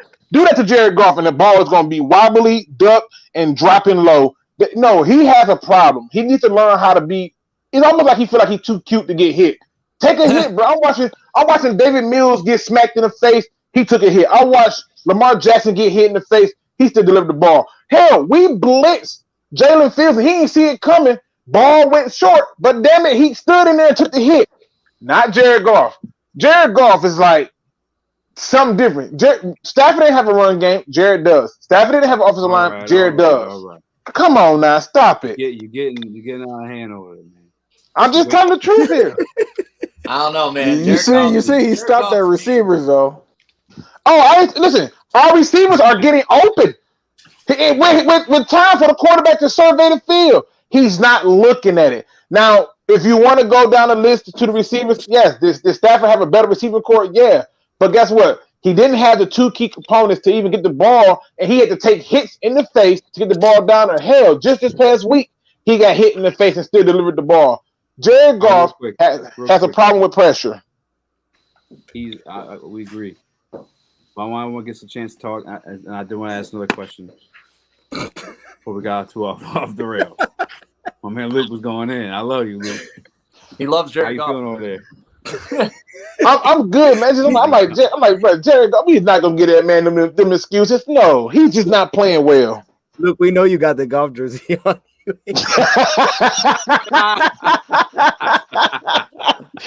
I might have it off. I might, may not. Hey, drop me 25 on Cash App, and I get you one of them Stafford jerseys from the Lions Den at Ford Field because they $25. I'll take that. You know what I'm saying? We got some Speakeasy merch now. Come on. Hey, there you go. Dude, that might still awesome. It is. I know. I got lucky. Clean. I low key. We'll talk about that later. I want to get some predictions for this Vikings game. Let's move on from the past. Fuck last Sunday. That shit hurt. The Sunday before that hurt too. Let's stick. What are your predictions for this game? The 30 years before that hurt. Yo. What? No. It's all right, man. Like to me, it's like being a Lions fan means that you're loyal, you're true to something because it ain't easy being a Lions fan. And if you could stay loyal to this team and not bail, like when you've seen pretty much 95% of your friends do it, like it shows a lot about you and your character too. But for this Sunday, I mean, I always think they can win. And this is a beatable team at a beatable time. I know it's a road game and we have not looked good on the road, but eventually something's got to give. Like if we kept trending the way we were trending those first 3 games last game, we would have won. But for some reason we regressed. So it's going to be, are we still in that regression or are we going to pick up where we left off after the first 3 games? If we do that, we can get the win. Dion, I know you're up to date on the injuries. You got them a little bit earlier, but what's your prediction? Because I know you're fully got all the ammo. You know everything's going on with Vikings. Hey, fully loaded. Look. All right. Look, here's my thing. Okay, I didn't know we were jumping to predictions. Hold up. Nah, I do like this team. I like this team a lot, and they should have won more games. They should not be 0-4. They're the best 0-4 team. I know it's only us and the Jags, but at least our coach situation isn't what's going on there with Urban Meyer. I'll say that. Hey, I hated Urban Meyer before this weekend. Hold up. Man, no, but I mean, shoot, we came on early, and you're like, what's our first win? Realistically, Philadelphia seems like the one, but I'm gonna say this week just because it's gonna happen. It's gotta happen. It's sitting there. This team's good enough to do it. And for this week, I'm looking at that run game like we've talked about because I look at that front 7, that front 4, even now the front 7. But with Michael Pierce out, you're losing that lane clogger, right? I look at this rushing offense. That's how like success. Just look at how the Vikings got after Baker Mayfield. That's a top O line, and they put him in trouble. This O-line's going to be missing pieces, all right? So I'm a little worried about that. So if we can run the football, man, I think we're going to be good. And then it comes to the defensive side. I really want Jacobs to start this week. I really do because we haven't made the move to get my guy Dantzler, so I guess we're going to have to roll with it. But I want to see Jacobs start at cornerback this week, and we've been really good on third down, so that's a very big positive. I think our run defense took a little step back, but I actually think some of that was from the defensive backs not making plays and forcing things back inside. So okay, I'm gonna give us the win. It's got to happen. It can't be wrong every time. At some point, it's got to be right. So I'm gonna go with the win. Well, I'm gonna need Sticks to pass you the CGI because you say you wanted Jacobs back out there starting. I want Jacobs starting over Price. I gotta pick one. I want Jacobs. Oh man, I gotta look. This might be a lose-lose situation, man. I know, bro. That's the scary part. You know, what? Bro, I'm with you. I wish you would have made a move to grab a corner. Oh gosh, but hey, we are where we are, and I'd rather see Jacobs this week. I mean, I'm short and sweet. We're taking an L this week. I don't think we're going to stop the run this week. I don't think that we're going to run the ball this week. We haven't been consistent on anything that we've done on offense or been committed to one way or the other. I see it taking an L this week. So it's one pride. Burning wrench. Just saying, bro. Like, that was surprisingly short and sweet, Luke. I ain't gonna lie. That's why we were all so quiet, waiting for you to say. He wasn't angry. He was right. Cool down a bit. I think the Lions is gonna lose this week. It's just cause. And most likely they'll win. They'll end up winning. And look. My man Mike has some CGI too. You know what? No, I'm just saying, man. Just because usually when I'm down on the Lions, they usually win. So I'm hoping the reverse psychology thing kind of roll in. But you know who's a key piece to this offense who nobody's mentioned because for some odd reason he's still in the practice squad is Craig Reynolds. Craig Reynolds is a playmaking running back, and I think he deserves some carries from what he did in preseason. And I think they need to call him up from the practice squad and just put him in, man. Like, I really think he can make plays, man. He found the end zone. You think Swift and Williams been doing a bad job, or just no? I just think no, definitely not. But I just think he adds another piece to the flex because Jared Goff does not go downfield until the very end of the game, right? So, you know what I'm saying? You got to add another piece in there. You know what I'm saying? I think Craig Reynolds is that missing piece. Okay. Now I never thought I'd do this in my life, but easy. I think you're right. I think he don't have some of the CGI. I think he. Nah, I don't even CGI, Luke. I don't CGI. I have not been CGI since 2014, Luke. Hey, we gonna have to just did an STD check. I ain't got no CGI, motherfucker. No, Hey, somebody gonna have to coin that one as a brand. Yeah, you want this CGI? Make you see things. No, but I think I would love to say that we'd be winning this game, but I think the Vikings are extremely explosive on offense, like on any given Sunday type shit. Like the weapons that they have between like Adam Thielen, my man Justin Jefferson, we saw what he could do last year, and then Dalvin Cook when healthy, and then even when Dalvin Cook's out, Madison's nice to stick. I know you're a big fantasy guy. Dalvin Cook was out. Madison got me 23 points. I was like, hey, okay. And he got dreads too, if I'm not mistaken. He just like that. He beat me. Easy. Y'all should be talking about Amir Abdullah. That's who we should be worried about. If we're talking about no Cook. I mean, he put up 2 touchdowns last year. It's only 2 touchdowns on us. So right. About to be Amir Abdullah. I can't see where I'm going sighting. You're Amir. Come on now. I mean, he liable to fumble this week. He liable to give us that one fumble. He good for that. That's true. You have their explosive offense, the way our defense been looking, and now Frank Ragnar's out. Romeo Quara's out. Is Trey Flowers coming back, Dion?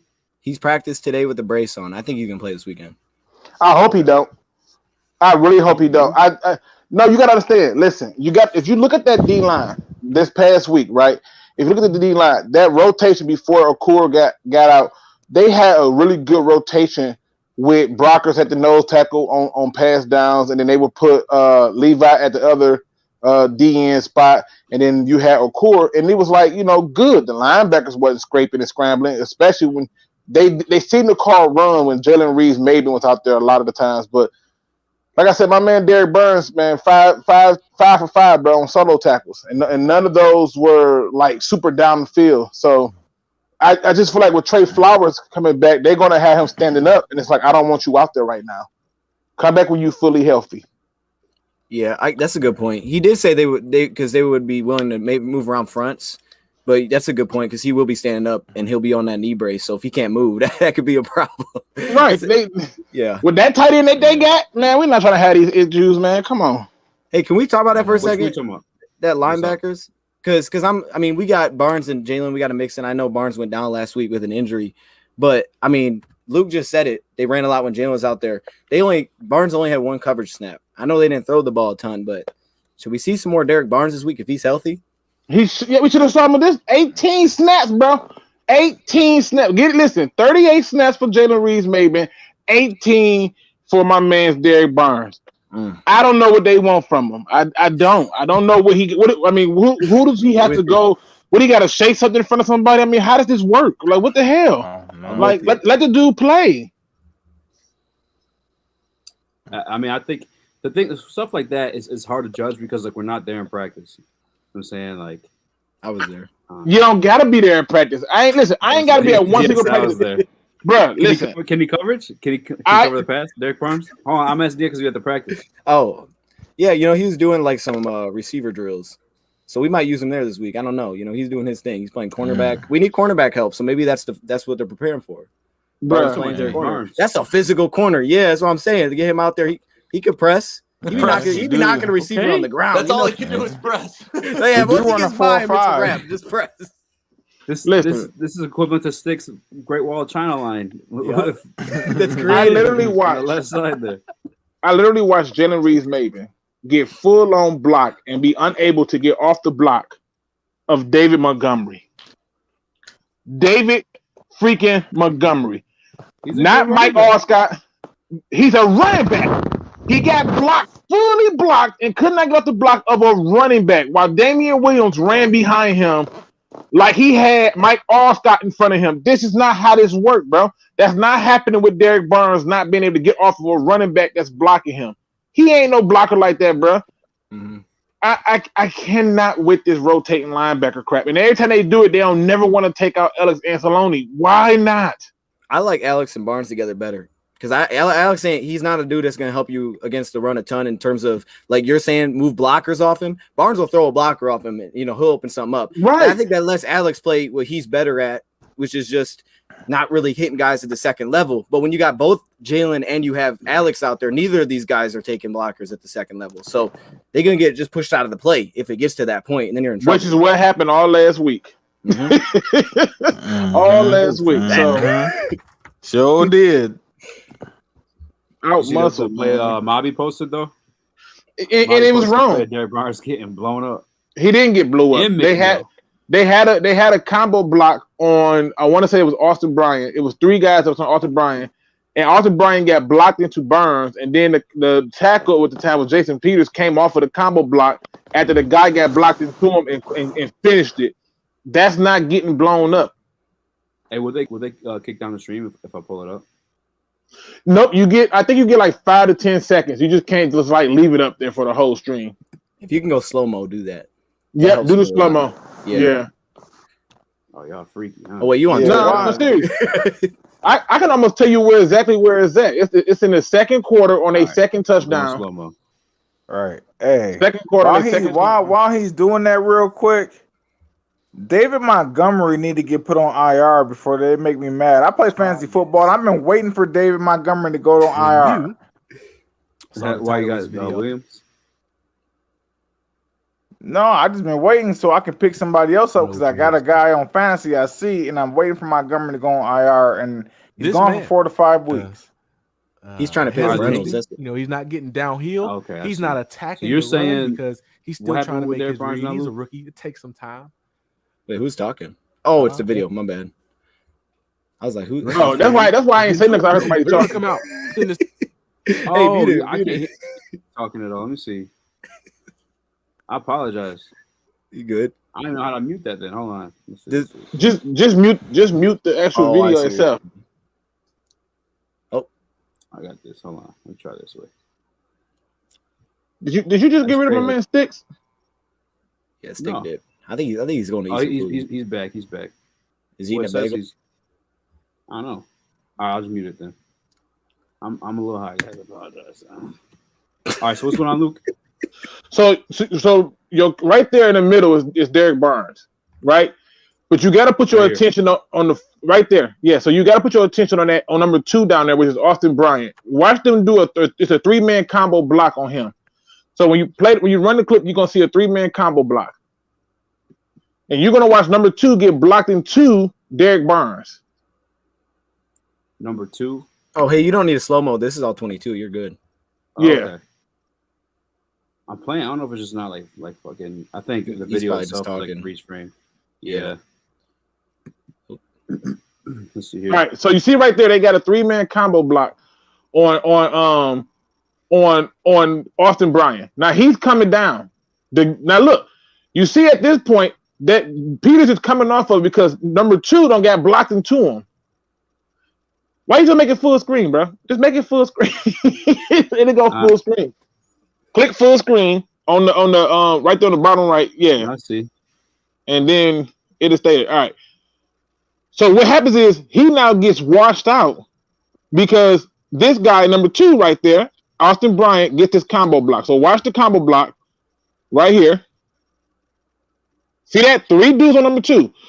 Now you see he's trying to go field gap, but look, number 2 gets blocked into him, and all he had to do is come off the block to now get to Derek Barnes. So let me ask you something, Luke. And I'm just being honest, like, wouldn't 3 dudes blocking the guy in front of him help him? Like, shouldn't that be a benefit to him? Nope, because when you go back, go back. I'm finna show you. Just go back a little bit and pause it when you go back. All right, and then put it, slow it down. Finna show you why. Just go to the slow mo part.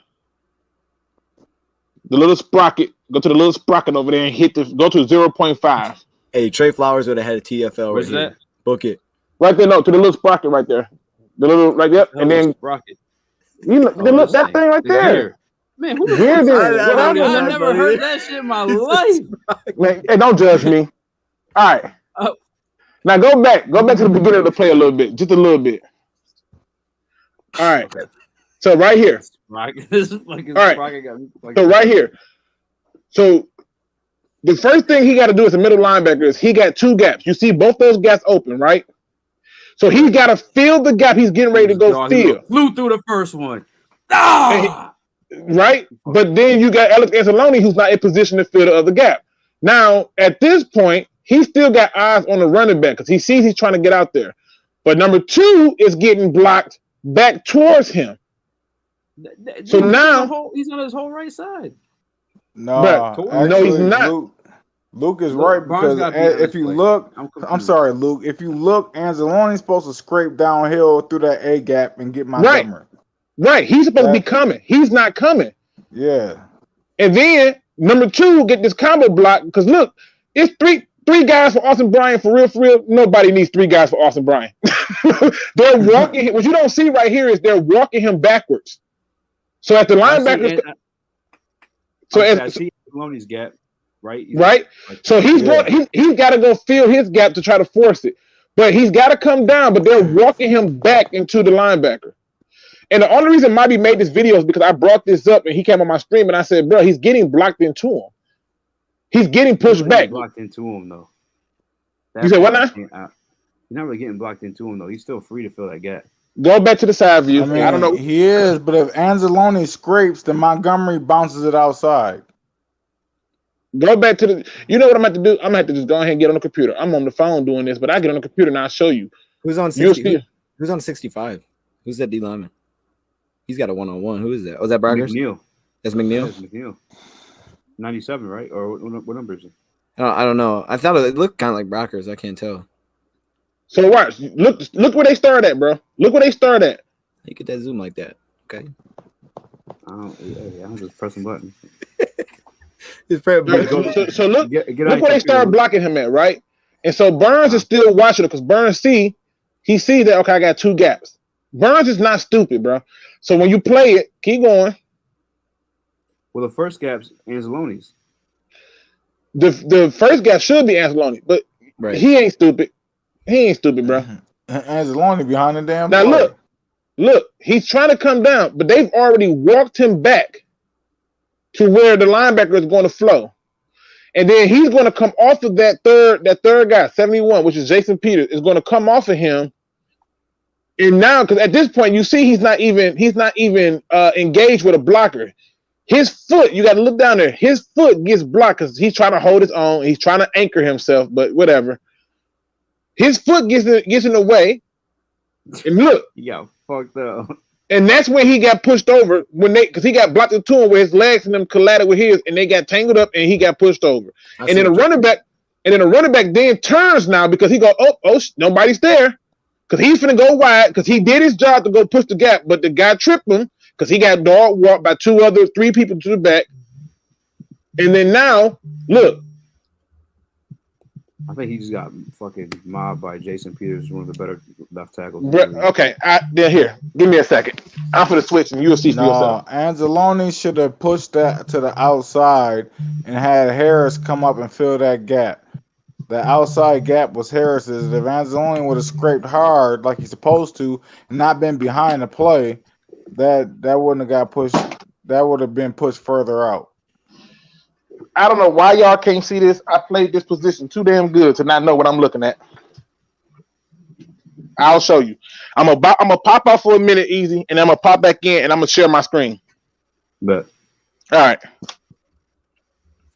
because I'll tell you what I'm seeing and why I'm like, I see Anzalone's gap, right? Mm-hmm. It's right here on the left hand side of 67, correct? Mm-hmm.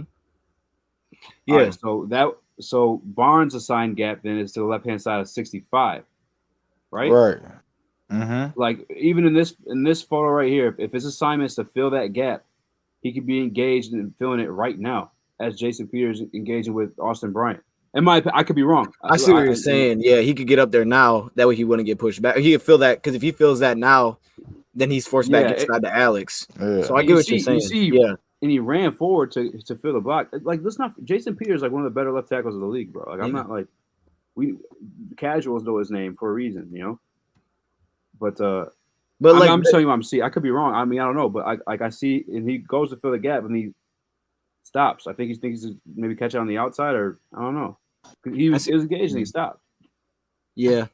Yeah, I think he might have thought Montgomery was gonna bounce it. Right. I mean, it looks like Montgomery's gonna bounce it. Yeah, maybe he didn't even know Will was. If he knows where Will is on that play, he could be more aggressive. That Will has the edge. This is dope, actually, breaking film down with you guys because, like I said, like I just telling you what I see. I'm not trying to like be, you know, like a bashment like that. That's just what I see when I watch it. I'm making sure I'm just not like crazy or nothing. Bro, but who's that D lineman though? Like he forced it out, but right there, look, the little holding. I see you. Okay, 65 holding a little bit. There, you can make that play. I get what you're saying. Yeah, that's a tough block, 3-on-1. I mean, you know, Austin's gonna be tough for him to hold up against that. Yeah. You're gonna get moved back. With even when Peters dropped off, it's still 2-on-1. So it's like, yeah, that's tough. He's young though. Like, I mean, that's why I can't. And well, it looks like Will's out there because he's telling Will to get out. So he's got to know Will's on the edge. You know what? It was a good block. Now that I look at it, Barnes guessed wrong. What he did is instead of just shooting his gap, he guessed. Look, see, he guessed. Instead of shooting that gap and beating Peters, he second guessed it to the outside. Watch, right? Right here, he should have planted his foot and went, and he guessed. Yep. Yeah, if he trusts Will outside, he can come down. Yeah. Yeah. Yeah. I mean, look, saying. Yeah. I'm not gonna say it's excusable. Like he got beat on that play, but he's young and like it's in your first year. I'm not gonna like hate you for it. I'm just keeping it back on. Yeah, you know what I'm saying? That's a good block. Yeah, he picked him up at the second level. He gave him no time. Oh, okay, new picture. Too. Shoot your gap. So I got the thing up for you to share. So let me know when you ready for it to share. We saw Luke. All right. The evidence isn't conclusive. I'm just kidding. No, that's all good. So the reason I'm using the broadcasting version because one, I want to show this BS up front too. This was some trash. This right here is one Mr. Jalen Reeves-Maitland going against one Mr. David Montgomery. That's Damian Williams. Just watch this whole thing right here. This debacle. This is all ugly. Mm-hmm. How are you not getting off that block, bro? Let's get out the way. That's the first mistake. Let me go back one more thing. Barnes is shoving him back. He should wear a condom next time he touches someone like that. Yeah. Bro, look at safe out here. Now hold on. Now I want you to see this dude right here, Will Harris. Will Harris saw 71 and said, "Oh, it's fudge." Bruh. All right. Now too. He should have left. He should have left ripped. He should have left ripped across his body and got Montgomery out of there. I don't care what he did. You don't let no running back block you, okay? So there go Derek Burns right there. Here's the thing. This is the broadcast view. This is number 2. All right. Look what number 2 is at. Right? Remember where he's at. Mm-hmm. So watch how far they. Now you see right here. Dang, you see his foot? See his foot? That's what knocked him over. Right. Go back. He got blocked into him. It's always about the left toe. I had to kick somebody out the chat. Hey, look at this bop. Look, they dog walked him. Oh my gosh, I'm gonna slow it down so you can see it. I'm gonna slow it down. You're gonna see as he's going down. What'd you call that thing earlier? His foot. What, me? Watch this foot. Watch his left foot. Luke. We talking about Barnes' left foot? No. Look where his foot is at, bro. He trips him. I see what you're saying. Yeah. Look. Let it play. The intricacies. I want to see him trip. Oh yeah, he did trip. Nah, I mean, once you got made contact, he tripped over it. He probably still got ran over, but he did. But it's still trip. Were you here, Luke, when we played that play? When we slowed down the all 22? Like, were you in the chat? I don't think he was here. He originally went to fill that gap, and then he hesitated, and that's when he got caught on the block originally. He has to listen. They still would have scored in that play regardless because everybody was getting blocked on that. The reason. Okay, I'm going to show you why he has to hesitate. So, it's really not a hesitation. It's just him using his eyes and trusting his ability to make the play. All right. We know Ellis Anzalone not going to really move from this spot. We're just going to leave that alone. Right? don't hate on my guy Alex. Come on now. We're going to leave him alone. I got my Anzalone jersey coming in. You already. Sorry, Dose. This right here is Amani Warrior, and I believe this is Will Harris. Yep. All right. So right now, he's looking. He knows that over here it's a hole. So if he comes in the hole, that's his guy. But he knows that this guy's looking to bounce it out. Why? because he knows that he can get a one-on-one with this dude. At that point, he has to be prepared to react to that. So now as he's coming, look at this guy who's supposed to be over here some damn where. Meanwhile, Poamani, I mean, the damn tight end is a new different level for him. Yeah, he working him, man. Working the hell out of him. Yeah, so that's on blindside block. That's what I'm saying. The running back is looking. All right. He is the whole time. Y'all got to just watch his head. Let's go back a little bit. Just watch his head the whole time. He does not lose vision. So he should have continued to fill his gap. He doesn't need to. Oh my God. He doesn't need to fill the gap, bro.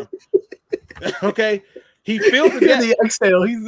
He fills the gap if he hits it. At this point, he's still going this way.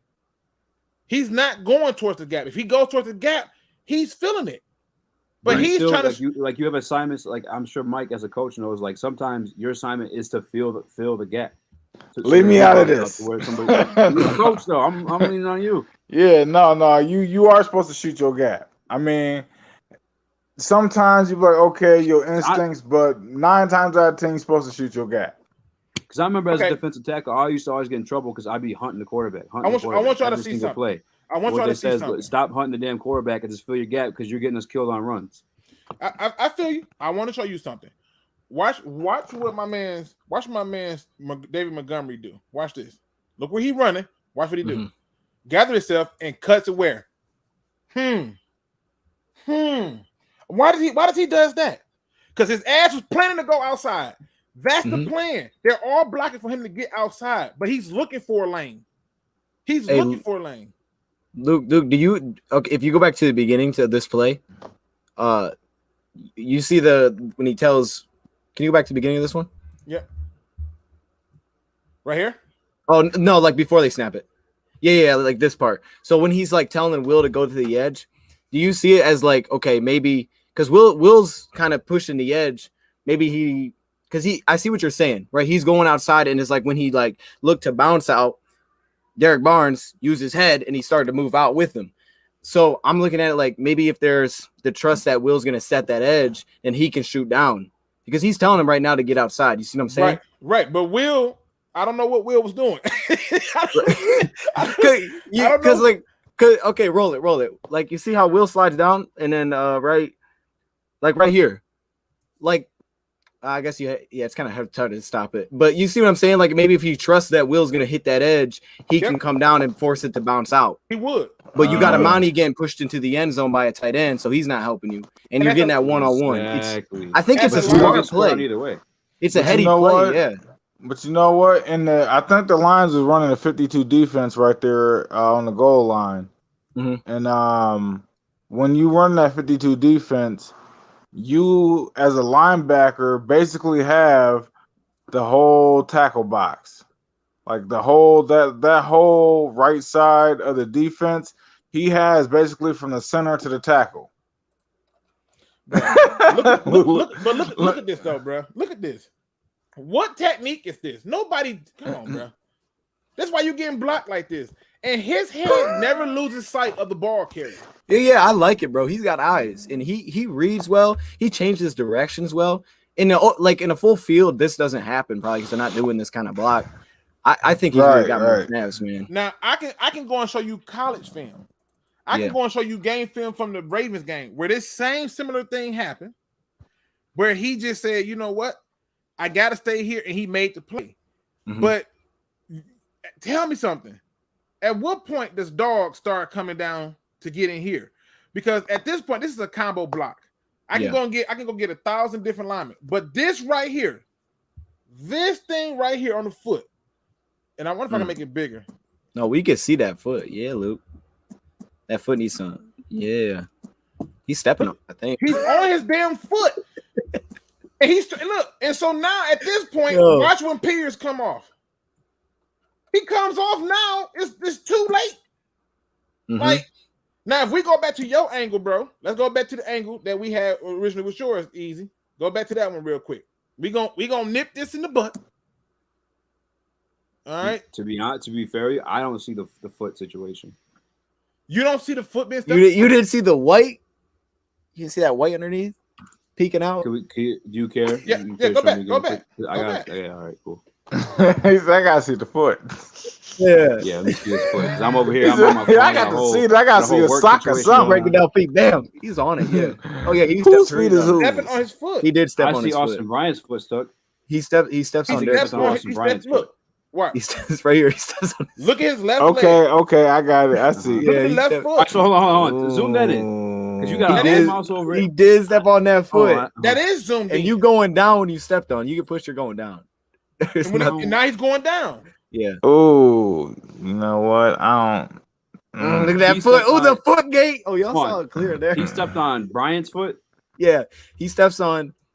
He steps on. Now was that before or after? Brian steps on his foot. Brian steps on his foot. Look, he's on his foot. Well, all right, so let it play. Let it play real quick. Go ahead. Here, wait. Bro, he's on it. No, zoom it back in. Go back. No, we can slow it down a little bit more.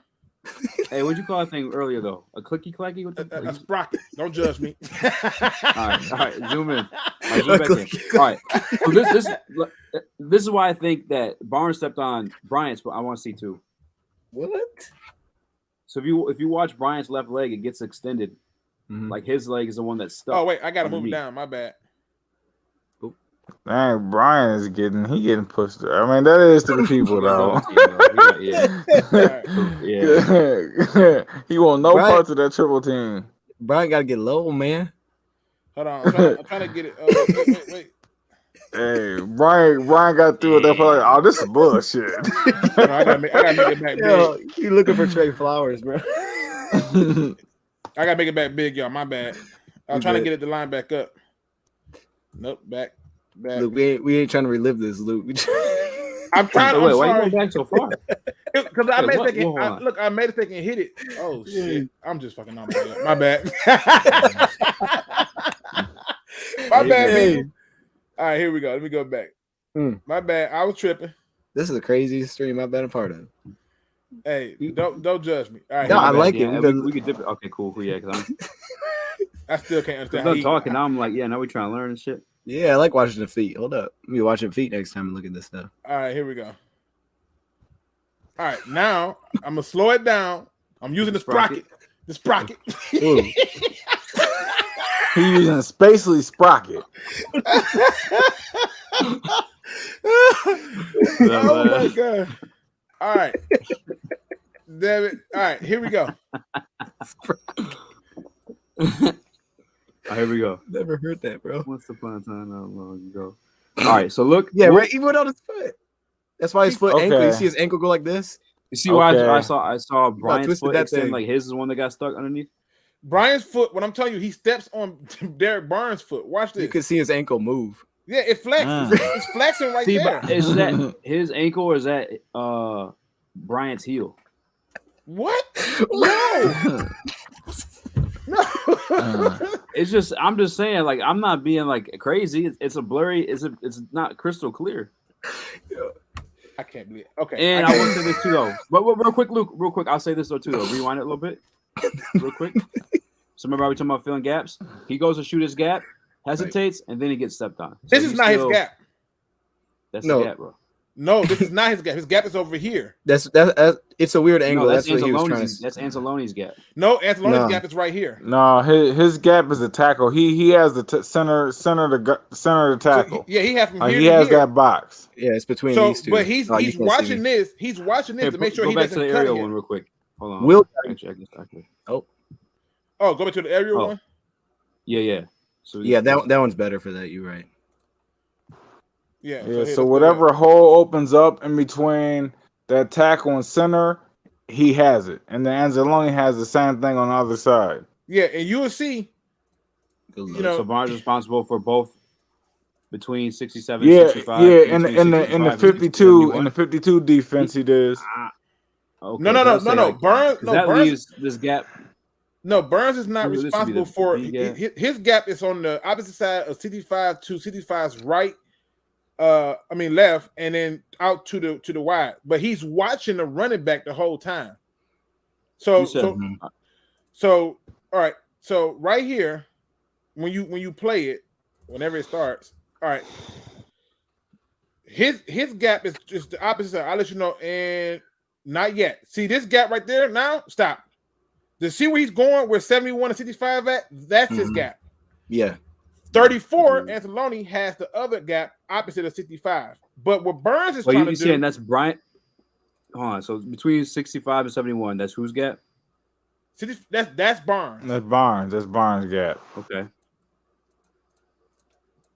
And then Bryant's got the outside of 71 and 85, correct? Well, Bryant's getting destroyed. We don't know what we don't know what his assignment was no more. He got removed. Aleem McNeil getting destroyed. Hey, listen, this is all a bad play. 65 one-on-one. Yeah, there's a lot of ugly men. Come here, young man. That's who we should be looking at, not Barnes. Look, so if 32 was gonna fill into that gap, he would have. He bouncing because of the cut. Go back. That was a good clip. Go back. Stop real quick. Go to the sprocket and slow it all the way down to the slowest one. Or the gear. I'm gonna go to the gear. My bad. Go to the slowest one. I gotta look up what sprocket is. Hold up. I think it is a sprocket. That's what I thought they called him. Maybe I'm crazy. Nobody called it a damn sprocket, Luke. Yeah, I never heard that word in my life. You're so slick. You try to convince us of that shit too. It might be a sprocket. I'm looking at pictures of sprockets right now. Oh shit! Hold on. If it's a sprocket, Luke 55. Don't judge me. Oh, now I gotta call it a sprocket. All right. Sprocket is the 80s term.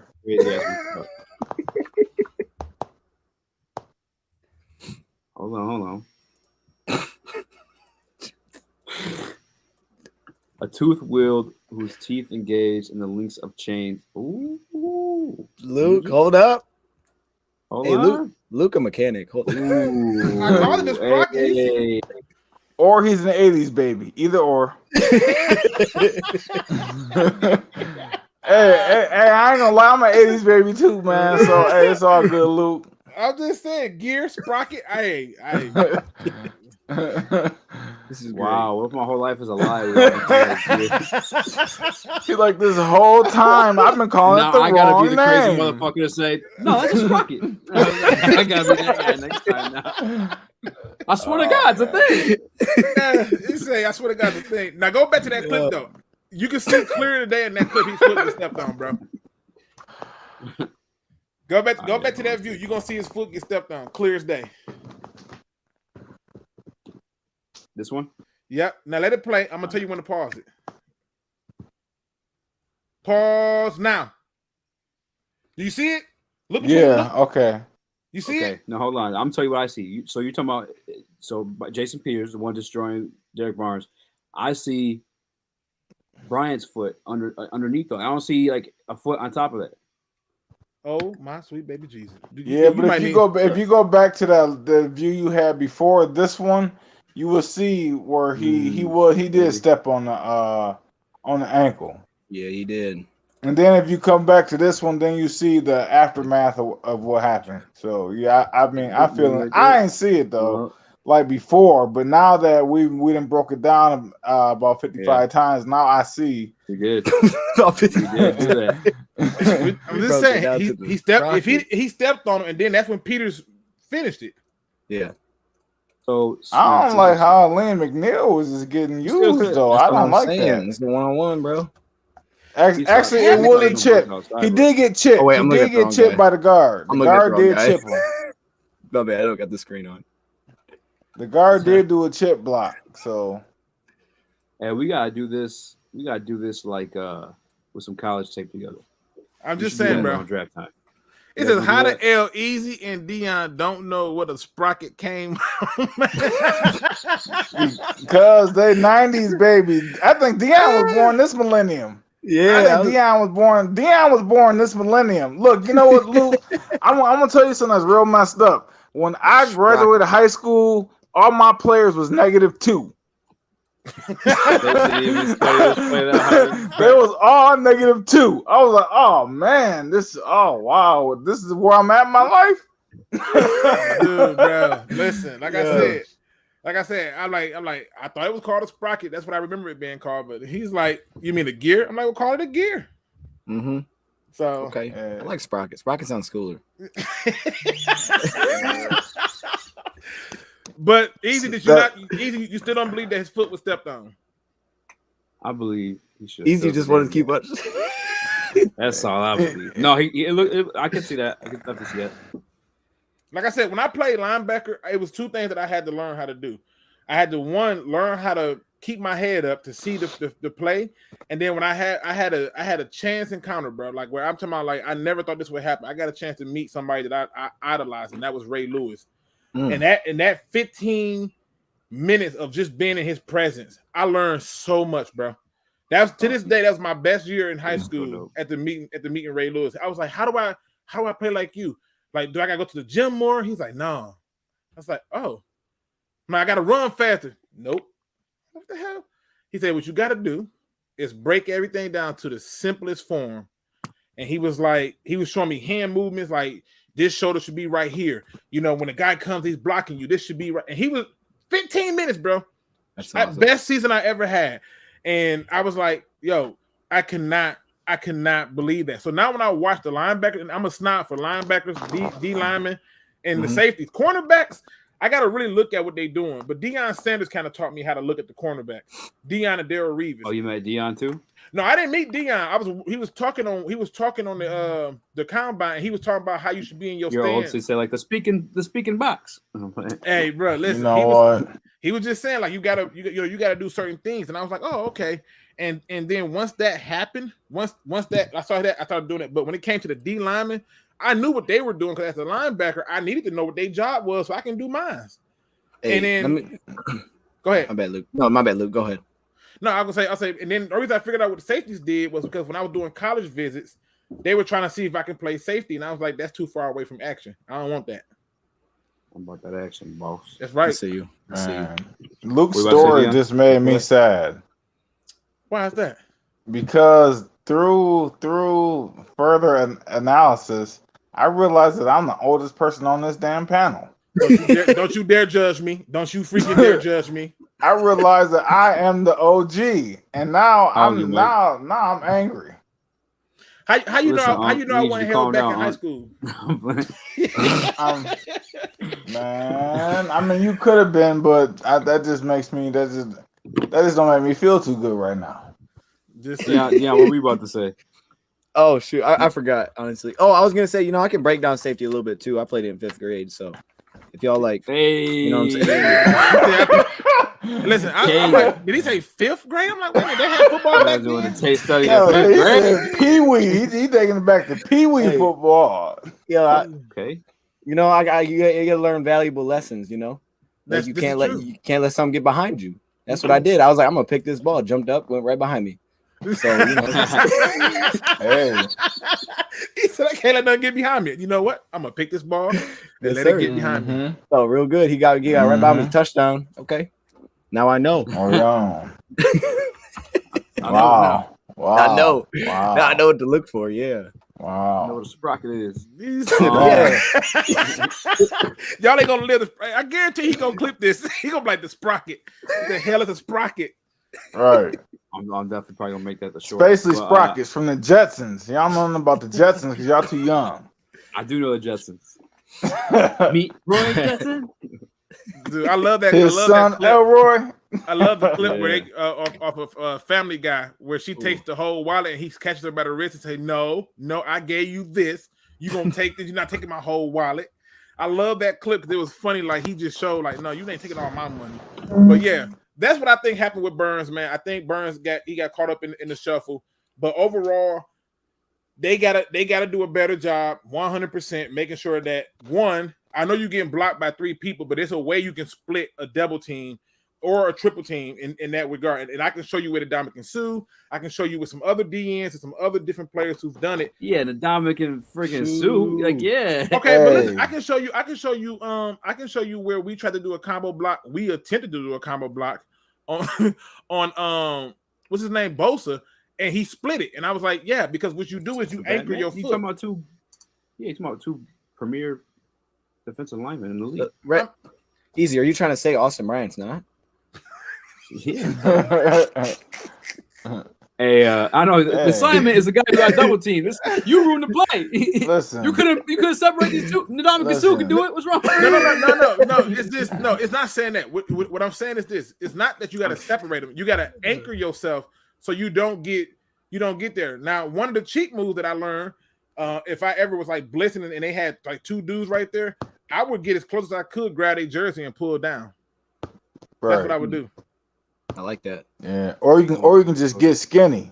That's a term I use on the line, so man. easy, right, Mike? No, if you no, man, right? Hey, like trying to say? Right, no, but if you getting double teamed, right, whether it's coming from the left or the right, you get skinny and you turn laterally into that double team and go a field.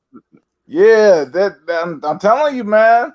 That's how you do it. That's how you. I mean, either or. You can do the push pull like Luke want to do, push pull, but you know, it's been. I honestly, although I did appreciate breaking down that film with you guys, and I truthfully hope this is something we could do like towards draft time.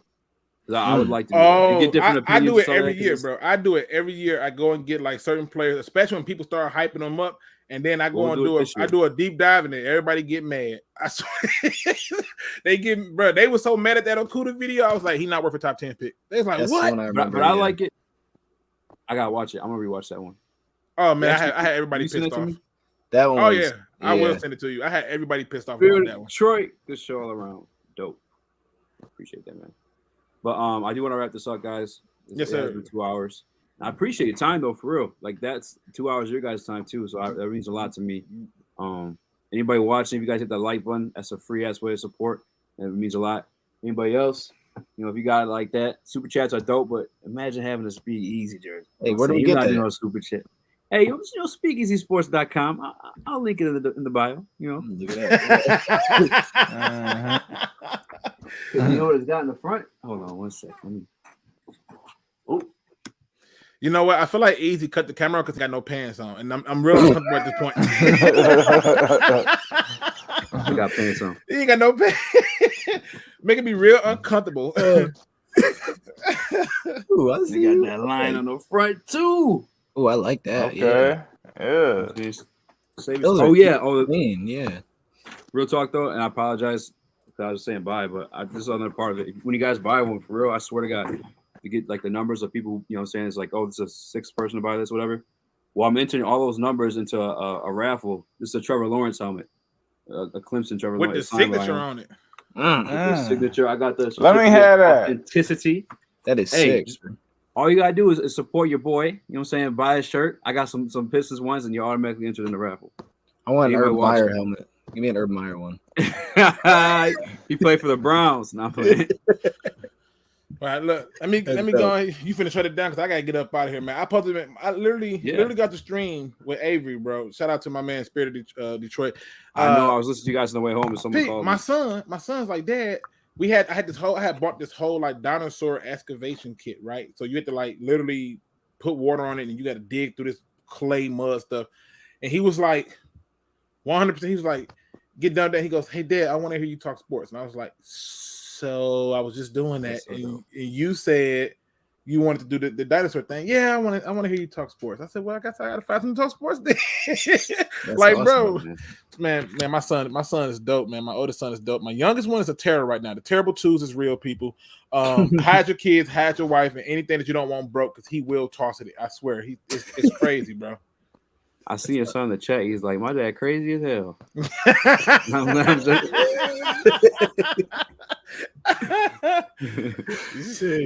Hey, I appreciate you, Luke, man. 100%, man. Absolutely. Always good when Luke comes crazy. I ain't been on here in a long time, man. So I thank you, Easy. It's been a long time since I've been on one of these, man. So hey, I know you old folks go to bed early sometimes, you know. So hey, listen, I get up at on the real, I get up at 4 a.m. every morning.